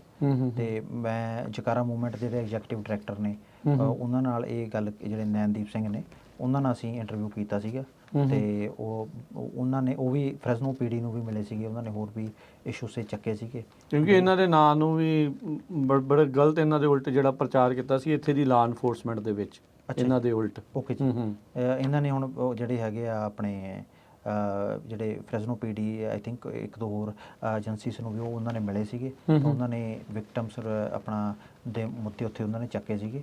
ਅਤੇ ਅਲਟੀਮੇਟਲੀ ਦੇਖੋ ਸਾਰਾ ਕੰਮ ਇਹ ਲਾਅ ਇਨਫੋਰਸਮੈਂਟ ਨੇ ਕਰਨਾ ਹੁੰਦਾ ਵਾ, ਕਮਿਊਨਿਟੀ ਨੂੰ ਸਾਰੀ ਨੂੰ ਆਪਣੇ ਨੂੰ ਪਤਾ ਹੀ ਹੁੰਦਾ ਵੀ ਜਿਹੜੀ ਚੀਜ਼ ਚੱਲ ਰਹੀ ਹੁੰਦੀ ਹੈ।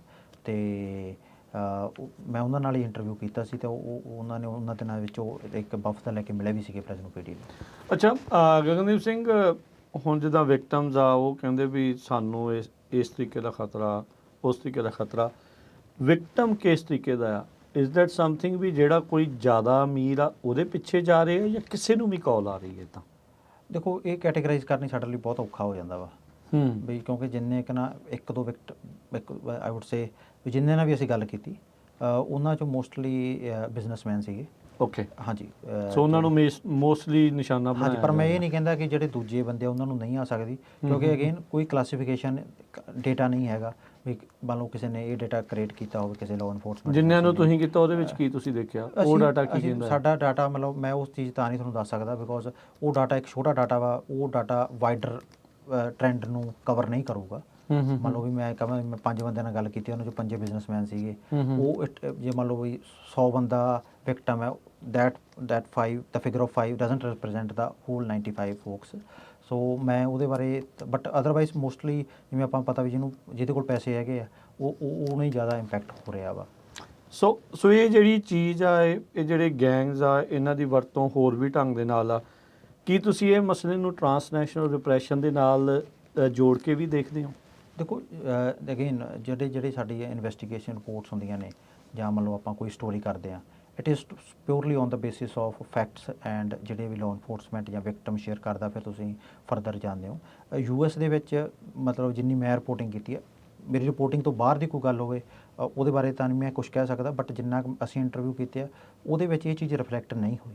ਅੱਛਾ। ਹਾਂਜੀ, ਉਹਦੇ ਵਿੱਚ ਇਹ ਚੀਜ਼ ਰਿਫਲੈਕਟ ਨਹੀਂ ਹੋ ਰਹੀ ਹੈ, ਨਹੀਂ ਹੋ ਰਹੀ, ਉਹਦੇ ਬਾਰੇ ਮੈਂ ਹਜੇ ਨਹੀਂ ਦੱਸ ਸਕਦਾ। ਮੈਂ ਨਾ ਉਹਨੂੰ ਡਿਨਾਈ ਕਰ ਸਕਦਾ, ਨਾ ਉਹਨੂੰ ਅਸੈਪਟ ਕਰ ਸਕਦਾ ਵਾਂ। ਬਟ ਜਿੰਨਾ ਕੁ ਅਸੀਂ ਇਹਨੂੰ ਇਨਵੈਸਟੀਗੇਟ ਕੀਤਾ ਜਾਂ ਮੰਨ ਲਓ ਅਸੀਂ ਇਹਨਾਂ ਨੂੰ ਕੁਐਸਚਨ ਕੀਤਾ ਸੀਗਾ ਲਾਅ ਇਨਫੋਰਸਮੈਂਟ ਏਜੰਸੀਜ਼ ਨੂੰ, ਉਹਦੇ ਨਾਲ ਮੰਨ ਲਓ ਕਿਸੇ ਸਪੈਸੀਫਿਕ ਗਰੁੱਪ ਨੂੰ ਜਿਵੇਂ ਤੁਸੀਂ ਦੱਸ ਰਹੇ ਹੋ ਵੀ ਉਵੇਂ ਟਾਰਗੇਟ ਕਰਨ ਦੀ ਐਟਲੀਸਟ FBI ਜਾਂ ਮਤਲਬ FBI ਦੀ ਇੰਡਾਇਕਟਮੈਂਟ ਜਿਹੜੀ ਹੋਈ ਹੈ, ਜਾਂ ਮੰਨ ਲਓ ਹੋਰ ਜਿਹੜੇ ਨਿਖਿਲ ਗੁਪਤਾ ਆ ਜਿੱਦਾਂ ਉਹਨੇ ਦੇਖੋ ਉਹ 'ਚ ਜਿਹੜੀ ਚੀਜ਼ ਹੋਈ ਸੀ ਉਹਦੇ ਵਿੱਚ ਉਹ ਉਹਨਾਂ ਨੇ ਦੱਸਿਆ ਸੀਗਾ ਵੀ ਉਹ clear ਹਾਂਜੀ ਉਹ ਕਲੀਅਰ ਹੈ। ਬਟ ਇਸ ਪਾਰਟ ਦੇ ਵਿੱਚ ਮੈਂ ਇਹਦੇ ਵਿੱਚ ਜਿੰਨੇ ਵੀ ਵਿਕਟਮ ਆ ਸਾਰਿਆਂ ਕੋ ਰਾਸ਼ੀ ਹੀ ਮੰਗੀ ਗਈ ਹੈ, ਹਾਂਜੀ ਡਾਲਰ ਹੀ ਜਿਹੜੀ ਉਹਨਾਂ ਨੇ ਜੀ ਵੀ ਸਿਰਫ ਵੀ ਆ ਪੈਸੇ ਦਿਓ ਤਾਂ ਹੀ ਇਦਾਂ ਹੈ। ਹਾਂਜੀ, ਮੈਂ ਜਿਹੜੀ ਸਾਡੀ ਇਹ ਰਿਪੋਰਟ ਵੀ ਹੈ ਇਹਦਾ ਜਿਹੜਾ ਜੇ ਤੁਸੀਂ ਮੇਨ ਓਵਰਆਲ ਫੋਕਸ ਵੀ ਦੇਖੋਗੇ ਅਸੀਂ ਉਹ ਐਕਸਟੋਰਸ਼ਨ ਕ੍ਰਾਈਮ ਤੇ ਜਿਹੜਾ ਆਰਗੇਨਾਈਜ਼ਡ ਕ੍ਰਾਈਮ ਦੇ ਉੱਤੇ ਹੀ ਰੱਖਿਆ ਸੀਗਾ। ਕਿਉਂਕਿ ਜੇ ਆਪਾਂ ਤੁਸੀਂ ਕਿਸੇ ਵੀ ਜੇ ਆਪਾਂ ਸਟੋਰੀ ਦੱਸਣੀ ਹੈ, ਕੋਈ ਵੀ ਸਟੋਰੀ ਦੱਸਣੀ ਹੈ, ਜੇ ਉਸ ਨੂੰ ਜ਼ਿਆਦਾ ਵਾਈਡ ਸਪਰੈਡ ਕਰਦੇ ਹਾਂ ਤਾਂ ਉਹਦਾ ਜਿਹੜਾ ਮੇਨ ਥਰਸਟ ਆ ਉਹ ਲੂਜ਼ ਹੋ ਜਾਂਦਾ ਵਾ। ਜਿਵੇਂ ਆਪਾਂ ਹਰ ਟੌਪਿਕ ਦੇ ਉੱਤੇ ਡਿਫਰੈਂਟ ਸਟੋਰੀ ਕਰਦੇ ਹਾਂ ਤੇ ਉਹ ਇਸ ਚੀਜ਼ ਨੂੰ ਲੈ ਕੇ ਸਾਡੇ ਕੋਲ ਪਹਿਲਾਂ ਹੀ ਅਸੀਂ ਜਿਹੜਾ ਫਰੇਮਵਰਕ ਕੀਤਾ ਸੀਗਾ। ਤੇ ਕਿਉਂਕਿ ਜਿਹੜਾ ਐਕਸਟੋਰਸ਼ਨ ਕ੍ਰਾਈਮ ਕੈਨੇਡਾ 'ਚ ਹੋ ਰਿਹਾ ਵਾ ਉਹਦੇ ਉੱਤੇ ਕਾਫੀ ਰਿਪੋਰਟਿੰਗ ਹੋਈ ਹੈ ਲੋਕਲੀ, ਉਹਨਾਂ ਦੇ ਆਪਣਾ ਮੀਡੀਆ ਨੇ ਵੀ ਕੀਤੀ ਹੈ। ਪਰ ਕੈਲੀਫੋਰਨੀਆ ਤੋਂ ਉਸ ਪੁਆਇੰਟ ਆਫ ਵਿਊ ਦੇ ਉੱਤੇ ਕੋਈ ਕੰਪਰੀਹੈਂਸਿਵ ਰਿਪੋਰਟ ਨਹੀਂ ਸੀ। ਇਹੀ ਸਾਡਾ ਆਪਣਾ ਮੇਨ ਜਿਹੜਾ ਬਰੀਫ ਸੀਗਾ, ਇਹ ਐਕਸਟੋਰਸ਼ਨ ਵਿਕਟਮਸ ਦੇ ਉੱਤੇ ਹੀ ਰਿਪੋਰਟ ਕਰਨਾ। ਨਹੀਂ ਚਲੋ ਇਹ ਚਲੋ ਫਿਰ ਵੀ ਆਪਾਂ ਨੂੰ ਇਹ ਪਤਾ ਵੀ ਇੱਕ ਇੱਥੇ ਵਾਈਡ ਸਪਰੈਡ ਪ੍ਰੋਬਲਮ ਨਹੀਂ, ਮੈਂ ਜਿਹੜੀ ਉਹ ਹੈਗੀ ਤੁਹਾਡੀ ਗੱਲ ਨੂੰ ਐਗਰੀ ਕਰਦਾ, ਮੈਂ ਉਸ ਚੀਜ਼ ਨੂੰ ਡਿਨਾਈ ਨਹੀਂ ਕਰਦਾ। ਮੰਨ ਲਓ ਵੀ ਕੱਲ੍ਹ ਨੂੰ ਕੋਈ ਆਪਾਂ ਹੋਰ ਰਿਪੋਰਟ ਜਦੋਂ ਕੋਈ ਬੰਦਾ ਕਰਦਾ ਉਸ ਚੀਜ਼ ਨੂੰ ਉਸ ਐਂਗਲਸ ਨੂੰ ਵੀ ਐਕਸਪਲੋਰ ਕਰਦਾ। ਬਟ ਇਸ ਮਨ 'ਚ ਹੈ ਇੱਛਾ ਇੱਦਾਂ ਦੀ ਰਿਪੋਰਟ ਕਰਨ ਦੀ? ਨਹੀਂ, ਜੋ ਕੋਈ ਸਟੋਰੀ ਆਈਡੀਆ ਆਊਗਾ ਮਤਲਬ ਆਪਣਾ ਅਸੀਂ ਜ਼ਰੂਰ ਉਸ ਨੂੰ ਕਰਾਂਗੇ ਆਪਣਾ। ਬਟ ਮੈਂ ਜਿਹੜੀ ਇਹ ਸਾਡੀ ਰਿਪੋਰਟਿੰਗ ਅਸੀਂ ਕੀਤੀ ਹੈ, ਜਿਹੜੀ ਮੈਂ ਸਟੋਰੀ ਕੀਤੀ ਹੈ ਵੁੱਡ ਸਟਿਕ, ਬਸ ਉਹਦੇ ਵਿੱਚ ਇਹ ਚੀਜ਼ ਸਾਹਮਣੇ ਨਹੀਂ ਆਈ। ਜੇ ਆਈ ਹੁੰਦੀ ਤਾਂ ਅਸੀਂ ਸਟਨਲੀ ਉਸ ਚੀਜ਼ ਨੂੰ ਲਿਖ ਦੇਣਾ ਸੀਗਾ ਤੇ ਜਿਹੜੇ ਆਪਣਾ ਸਾਨੂੰ ਮਤਲਬ ਫੈਕਚੁਅਲੀ ਪੋਜੀਸ਼ਨ ਪ੍ਰੈਜ਼ੈਂਟ ਕਰਨੀ ਚਾਹੀਦੀ। ਤੁਸੀਂ ਟ੍ਰਾਂਸਨੈਸ਼ਨਲ ਰਿਪਰੈਸ਼ਨ ਦੇ ਉੱਤੇ ਵੀ ਉੱਦਾਂ ਰਿਪੋਰਟਿੰਗ ਕੀਤੀ ਆ ਜਦੋਂ ਜਿਹੜਾ ਇੱਕ ਬਿੱਲ ਆ ਕੈਲੀਫੋਰਨੀਆ ਦੀ ਅਸੈਂਬਲੀ ਦੇ ਵਿੱਚ ਸੈਨੇਟ ਦੇ ਵਿੱਚ ਪਾਸ ਹੋਇਆ, ਵੀਟੋ ਹੋਇਆ, ਸਭ ਨੂੰ ਪਤਾ ਵੀ ਕੀ ਜਿਹੜੀ ਸਿਚੁਏਸ਼ਨ ਬਣੀ, ਉਹ ਰਿਪੋਰਟਿੰਗ ਦੇ ਵਿੱਚ ਤੁਸੀਂ ਕੀ ਜਾਣਿਆ?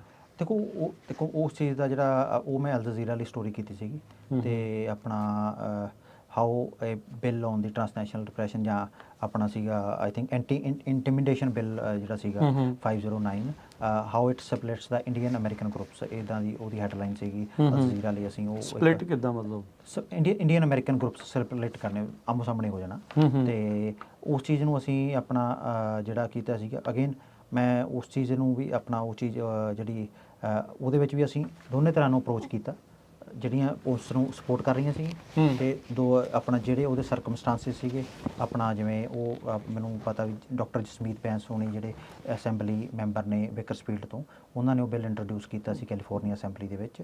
ਅਸੀਂ ਜਿਹੜੇ ਬੰਦਿਆਂ ਦੇ ਜੋ ਸੀਗੇ ਪੁਆਇੰਟ ਸੀਗੇ ਅਸੀਂ ਉਹ ਆਪਣੀ ਸਟੋਰੀ 'ਚ ਕਵਰ ਕਰਕੇ ਤੇ ਫਿਰ ਅਸੀਂ ਉਹਦੇ ਵਿੱਚ ਮੈਂ ਇੱਕ ਸਟੈਨਫੋਰਡ ਦੇ ਪ੍ਰੋਫੈਸਰ ਨਾਲ ਗੱਲ ਕੀਤੀ ਸੀਗੀ ਜਿਨ੍ਹਾਂ ਨੇ ਉਸ ਸਟੋਰੀ ਨੂੰ ਬਹੁਤ ਵਧੀਆ ਤਰੀਕੇ ਨਾਲ ਕਨਕਲੂਡ ਕੀਤਾ ਸੀ। ਕੀ ਕਹਿੰਦੇ ਸੀ ਉਹਨਾਂ ਨੇ ਇਹੀ ਕਿਹਾ ਸੀਗਾ ਵੀ ਇਹ ਬਿੱਲ ਓਬਵੀਅਸਲੀ ਆਪਣਾ ਵੀ ਜਿਹੜਾ ਇਹ ਬਿੱਲ ਹੈ ਇਹ ਜਿਹੜਾ ਹੈਗਾ ਇਹ ਚੰਗਾ ਬਿੱਲ ਹੈ ਤੇ ਆਪਣਾ ਵੀ ਉਹਨਾਂ ਨੇ ਦੱਸਿਆ ਸੀਗਾ ਵੀ ਓਬਵੀਅਸਲੀ ਸਿੱਖ ਕਮਿਊਨਿਟੀ ਲਈ ਬਿੱਲ ਆ ਰਿਹਾ ਵਾ।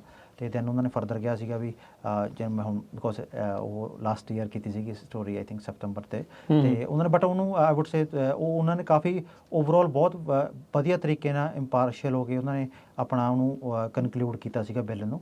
ਤੇ ਜਿਹੜੀ ਉਸ ਬਿੱਲ ਦੀ ਜਿਸਟ ਸੀਗੀ ਤਾਂ ਉਹਨੂੰ ਉਹਨਾਂ ਨੇ ਇੰਡੋਰਸ ਕੀਤਾ ਸੀਗਾ ਵੀ ਉਹਦੇ ਹੱਕ ਦੇ ਵਿੱਚ ਸੀਗੇ। ਹਾਂਜੀ, ਬਟ ਆਪਾਂ ਨੂੰ ਪਤਾ ਵੀ ਜਿਹੜੇ ਕੈਲੀਫੋਰਨੀਆ ਦੇ ਜਿਹੜੇ ਗਵਰਨਰ ਉਹਨਾਂ ਨੇ ਇਵੈਂਚੁਅਲੀ ਇਸ ਬਿੱਲ ਨੂੰ ਵੀਟੋ ਕਰ ਦਿੱਤਾ ਸੀ। ਉਹਦੇ ਉੱਤੇ ਚਲੋ ਮੈਂ ਅਪਡੇਟ ਥੋੜ੍ਹੀ ਜਿਹੀ ਇਹ ਦੱਸ ਦਿੰਦਾ ਵੀ ਇੱਕ ਟ੍ਰਾਂਸਨੈਸ਼ਨਲ ਰਿਪਰੈਸ਼ਨ ਨੂੰ ਲੈ ਕੇ OES office of emergency services ਉਹਦੇ ਵਿੱਚ ਇੱਕ ਵਿਸ਼ੇਸ਼ ਕੋਰਸ ਜਿਹੜਾ ਲਾਅ ਇਨਫੋਰਸਮੈਂਟ ਦੇ ਲਈ ਆਉਂਦੇ ਸਾਲ ਦੇ ਵਿੱਚ ਜਾਂ ਇਸ ਸਾਲ ਦੇ ਅਖੀਰ ਤੱਕ ਜਿਹੜਾ ਉਹ ਸ਼ੁਰੂ ਹੋਣ ਦੀ ਉਮੀਦ ਆ। ਮੇਰੀ ਰੀਸੈਂਟਲੀ ਗੱਲਬਾਤ ਹੋਈ ਸੀ ਸਿੱਖ ਕੋਲੀਸ਼ਨ ਵਾਲਿਆਂ ਦੇ ਨਾਲ, ਉਹਨਾਂ ਨੇ ਮੈਨੂੰ ਇਹ ਜਾਣਕਾਰੀ ਦਿੱਤੀ ਸੀਗੀ ਵੀ ਜਿਹੜਾ OES ਆ ਉਹ ਇਸ ਦੇ ਉੱਤੇ ਜਿਹੜੀ ਟ੍ਰੇਨਿੰਗ ਜਿਹੜੀ ਉਹ ਦੇਵੇਗਾ।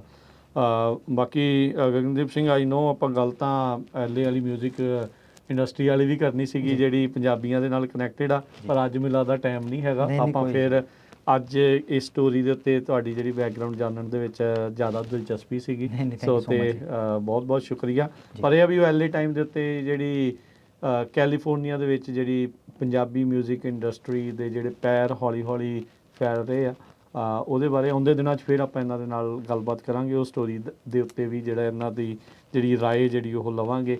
ਹੋਰ ਜਿਹੜਾ ਉਹ ਜੇ ਤੁਸੀਂ ਪੜ੍ਹਨੀ ਹੋਵੇ ਤਾਂ ਐਲੇ ਟਾਈਮ ਦੇ ਵਿੱਚ ਪੜ੍ਹ ਸਕਦੇ ਆ। ਗਗਨਦੀਪ ਸਿੰਘ, ਜਾਂਦੇ ਜਾਂਦੇ ਜੇ ਤੁਸੀਂ ਹੋਰ ਕੁਝ ਕਹਿਣਾ ਚਾਹੁੰਦੇ ਆ ਦਰਸ਼ਕਾਂ ਨੂੰ, ਸਰੋਤਿਆਂ ਨੂੰ, ਜੇ ਕੋਈ ਤੁਹਾਡੇ ਵਾਂਗ ਜਰਨਲਿਜ਼ਮ ਦੇ ਵਿੱਚ ਆਉਣਾ ਚਾਹੁੰਦਾ ਆ, ਉਹਨਾਂ ਨੂੰ ਕੀ ਸਲਾਹ ਦੇਣਾ ਚਾਹੁੰਦੇ ਆ? ਮੈਂ ਆਈ ਥਿੰਕ ਮੈਂ ਉਹਨਾਂ ਹਜੇ ਕਾਬਲ ਨਹੀਂ ਹੈਗਾ ਕਿ ਮੈਂ ਕਿਸੇ ਨੂੰ ਸਲਾਹ ਦੇ ਸਕਾਂ, ਬਟ ਇਹ ਤਾਂ ਕੋਈ ਵੀ ਪ੍ਰੋਫੈਸ਼ਨ ਹੈ ਜਾਂ ਜਰਨਲਿਜ਼ਮ ਆ, ਇਹ ਇੱਕ ਪੈਸ਼ਨ ਹੈ। ਜਿਵੇਂ ਆਪਾਂ ਨੂੰ ਪਤਾ ਵੀ ਹੈਵ ਟੂ ਆਪਣੇ ਓਵਰਆਲ ਵੀ ਜਿਹੜੀ ਡਾਕੂਮੈਂਟੇਸ਼ਨ ਲਈ ਜ਼ਰੂਰੀ ਹੁੰਦਾ ਵਾ ਜਰਨਲਿਸਟਾਂ ਕਮਿਊਨਿਟੀ ਦੇ ਵਿੱਚ ਜਰਨਲਿਸਟਾਂ ਦਾ ਹੋਣਾ, ਤਾਂ ਜੋ ਉਹ ਆਪਣੀ ਕਮਿਊਨਿਟੀ ਦੀਆਂ ਸਟੋਰੀਜ਼ ਦੱਸ ਸਕਣ ਲੋਕਾਂ ਨੂੰ, ਵਰਲਡ ਨੂੰ। ਕਿਉਂਕਿ ਤੁਸੀਂ ਹੀ ਜਿਹੜਾ ਬੰਦਾ ਕਮਿਊਨਿਟੀ 'ਚ ਹੁੰਦਾ ਉਹੀ ਇੱਕ ਬੈਸਟ ਰਿਸੋਰਸ ਪਰਸਨ ਹੁੰਦਾ ਵਾ ਆਪਦੀ ਕਮਿਊਨਿਟੀ ਦੀਆਂ ਸਟੋਰੀਆਂ ਦੱਸਣ ਨੂੰ, ਬਿਕੋਜ਼ ਉਹ ਚੀਜ਼ਾਂ ਨੂੰ ਬਹੁਤ ਚੰਗੀ ਤਰ੍ਹਾਂ ਸਮਝਦਾ ਵਾ। ਅਤੇ ਹਰ ਕਮਿਊਨਿਟੀ ਦੇ ਵਿੱਚ ਆਪਾਂ ਦੇਖਦੇ ਹਾਂ ਅਮਰੀਕਾ ਦੇ ਵਿੱਚ ਹਰ ਕਮਿਊਨਿਟੀ ਦੇ ਆਪਦੇ ਜਰਨਲਿਸਟ ਨੇ, ਉਹਨਾਂ ਦੀਆਂ ਆਪਦੀਆਂ ਐਸੋਸੀਏਸ਼ਨਸ ਨੇ। ਅਤੇ ਆਈ ਥਿੰਕ ਸਿੱਖ ਕਮਿਊਨਿਟੀ ਥੋੜ੍ਹਾ ਜਿਹਾ ਲੈਕ ਕਰਦੀ ਹੈ ਜਦੋਂ specially in main stream also. ਜਿਵੇਂ ਮੈਂ ਪਿੱਛੇ ਸੈਲਡੈਫ ਦੇ ਇਵੈਂਟ 'ਤੇ ਵੀ ਗਿਆ ਸੀ, ਉੱਥੇ ਵੀ ਮੈਂ ਇਹ ਚੀਜ਼ ਦਾ ਜ਼ਿਕਰ ਕੀਤਾ ਸੀਗਾ। ਕਿਉਂਕਿ ਮੋਸਟਲੀ ਜਿਹੜੇ ਐਡੀਟਰਸ ਹੁੰਦੇ ਆ ਉਹਨਾਂ ਨੂੰ ਜੋ ਆਪਣੀਆਂ ਇਨਰ ਲਾਈਫਸ ਦੇ ਵਿੱਚ ਚੱਲ ਰਿਹਾ ਹੁੰਦਾ ਜਾਂ ਆਪਣੇ ਇਨਰ ਕਮਿਊਨਿਟੀ ਦੇ ਸਰਕਲ ਦੇ ਵਿੱਚ ਚੱਲ ਰਿਹਾ, ਉਹਨਾਂ ਨੂੰ ਨਹੀਂ ਪਤਾ ਹੁੰਦਾ। ਤਾਂ ਹੀ ਉਹ ਆਪਣਾ ਥੋੜ੍ਹਾ ਜਿਹਾ ਉਸ ਪੁਆਇੰਟ ਦੇ ਉੱਤੇ ਕਵਰੇਜ ਘੱਟ ਜਾਂਦੀ ਹੈ ਜਾਂ ਨਹੀਂ ਹੁੰਦੀ, ਖਾਸ ਕਰਕੇ ਜੋ ਮੇਨ ਸਟਰੀਮ ਦੇ ਵਿੱਚ ਤਾਂ ਖਾਸ ਆਪਣਾ ਆਪਾਂ ਦੇਖਦੇ ਹਾਂ। ਬਟ ਜਦੋਂ ਓਨਲੀ ਆਪਾਂ ਦੇਖਦੇ ਹਾਂ ਵੀ ਜਦੋਂ ਥੋੜ੍ਹਾ ਜਿਹਾ ਟਰੈਜਿਕ ਇਵੈਂਟਸ ਹੁੰਦੇ ਆ ਜਾਂ ਆਪਣੇ 'ਤੇ ਕੋਈ ਪ੍ਰੋਬਲਮ ਆਉਂਦੀ ਆ, ਉਦੋਂ ਹੀ ਆਪਾਂ ਜਿਹੜੀ ਕਵਰੇਜ ਆ ਉਹ ਐਕਸਟਰੈਕਟ ਕਰਦੇ ਹਾਂ। ਮੰਨ ਲਓ ਕਿਸੇ ਨਾਲ ਰੇਸ਼ੀਅਲ ਡਿਸਕ੍ਰਿਮੀਨੇਸ਼ਨ ਹੋ ਜੇ ਜਾਂ ਕੋਈ ਅਟੈਕ ਹੋ ਜੇ, ਉਦੋਂ ਹੀ ਮੋਸਟਲੀ ਕਵਰੇਜ ਹੁੰਦੀ ਹੈ। ਬਟ ਉਸ ਤੋਂ ਬਿਨਾਂ ਵੀ ਆਪਣੀ ਕਵਰੇਜ ਹੋਣੀ ਚਾਹੀਦੀ ਹੈ, ਜਿਵੇਂ ਆਪਣੇ ਫੂਡ ਦੇ ਉੱਤੇ, ਸਾਡੇ ਕਲਚਰ ਦੇ ਉੱਤੇ, ਹੋਰ ਵੀ ਜਿਵੇਂ ਜਿਹੜੀਆਂ ਆਪਣੀਆਂ ਸਟੋਰੀਜ਼ ਨੇ। ਜਿਵੇਂ ਪਿੱਛੇ ਜੇ ਅਸੀਂ ਜਿਵੇਂ ਤੁਸੀਂ ਉਹਦੀ ਸਾਡੀ ਇੰਟਰਵਿਊ ਕੀਤੀ ਸੀਗੀ ਆਪਣੇ ਰਿਲੀਜਨ ਨਿਊਜ਼ ਸਰਵਿਸ ਲਈ, ਅਸੀਂ ਜਦੋਂ ਰਿਪੋਰਟ ਕੀਤਾ ਸੀ ਕਿ how young Sikh Americans women are envisioning their reproductive future, and it was one of its own kind of research which was done by Columbia University student Pavita Singh. So ਉਹ ਮੇਰਾ ਇਹੀ ਹੈ ਵੀ ਸਾਨੂੰ ਆਪਣੀਆਂ ਸਟੋਰੀਆਂ ਦੱਸਣੀਆਂ ਚਾਹੀਦੀਆਂ ਨੇ ਅਮਰੀਕਨ ਕਮਿਊਨਿਟੀ ਨੂੰ, ਹੋਰਾਂ ਨੂੰ ਵੀ। ਅਤੇ ਉਹ ਆਪਾਂ ਹੀ ਦੱਸ ਸਕਦੇ ਹਾਂ ਰਾਦਰ ਦੈਨ ਕੋਈ ਦੂਸਰਾ ਬੰਦਾ ਥੋੜ੍ਹਾ ਜਿਹਾ ਮਤਲਬ ਹੋ ਸਕਦਾ ਵੀ ਉਹ ਟਾਈਮ ਲਵੇ ਜਾਂ ਉਹਨੂੰ ਨਹੀਂ ਸਮਝ ਆਵੇ। ਵੀ ਉਹਨੂੰ ਕਮਿਊਨਿਟੀ ਦਾ ਫਿਰ ਆਪਾਂ ਨੂੰ ਇਨਸਾਈਡ ਪਤਾ ਹੁੰਦਾ। ਹਾਂਜੀ ਜੀ ਜੀ। ਅਤੇ ਥੈਂਕ ਯੂ ਸੋ ਮਚ, ਤੁਸੀਂ ਟਾਈਮ ਦਿੱਤਾ ਅਤੇ ਮੇਰੀ ਸਟੋਰੀ ਡਿਸਕਸ ਕਰਨ ਦੇ ਲਈ ਸਮਾਂ ਦਿੱਤਾ ਮੈਨੂੰ, ਇੱਥੇ ਆਪਣੇ ਪਲੇਟਫਾਰਮ ਦਿੱਤਾ Punjabi radio USA the. Thank you so much. ਧੰਨਵਾਦ ਗਗਨਦੀਪ ਸਿੰਘ। ਮਿਲਦੇ ਹਾਂ ਜੀ ਫਿਰ ਅਗਲੀ ਵਾਰੀ। ਅੱਜ ਦੀ ਗੱਲਬਾਤ ਇੱਥੇ ਹੀ ਆਪਾਂ ਕਰਦੇ ਹਾਂ ਜੀ ਸਮਾਪਤ। ਮੇਰੇ ਰਾਜਕਨਵੀਰ ਸਿੰਘ ਵੱਲੋਂ ਵੀ ਤੁਹਾਨੂੰ ਸਭ ਨੂੰ ਪਿਆਰ ਭਰੀ ਸਤਿ ਸ਼੍ਰੀ ਅਕਾਲ।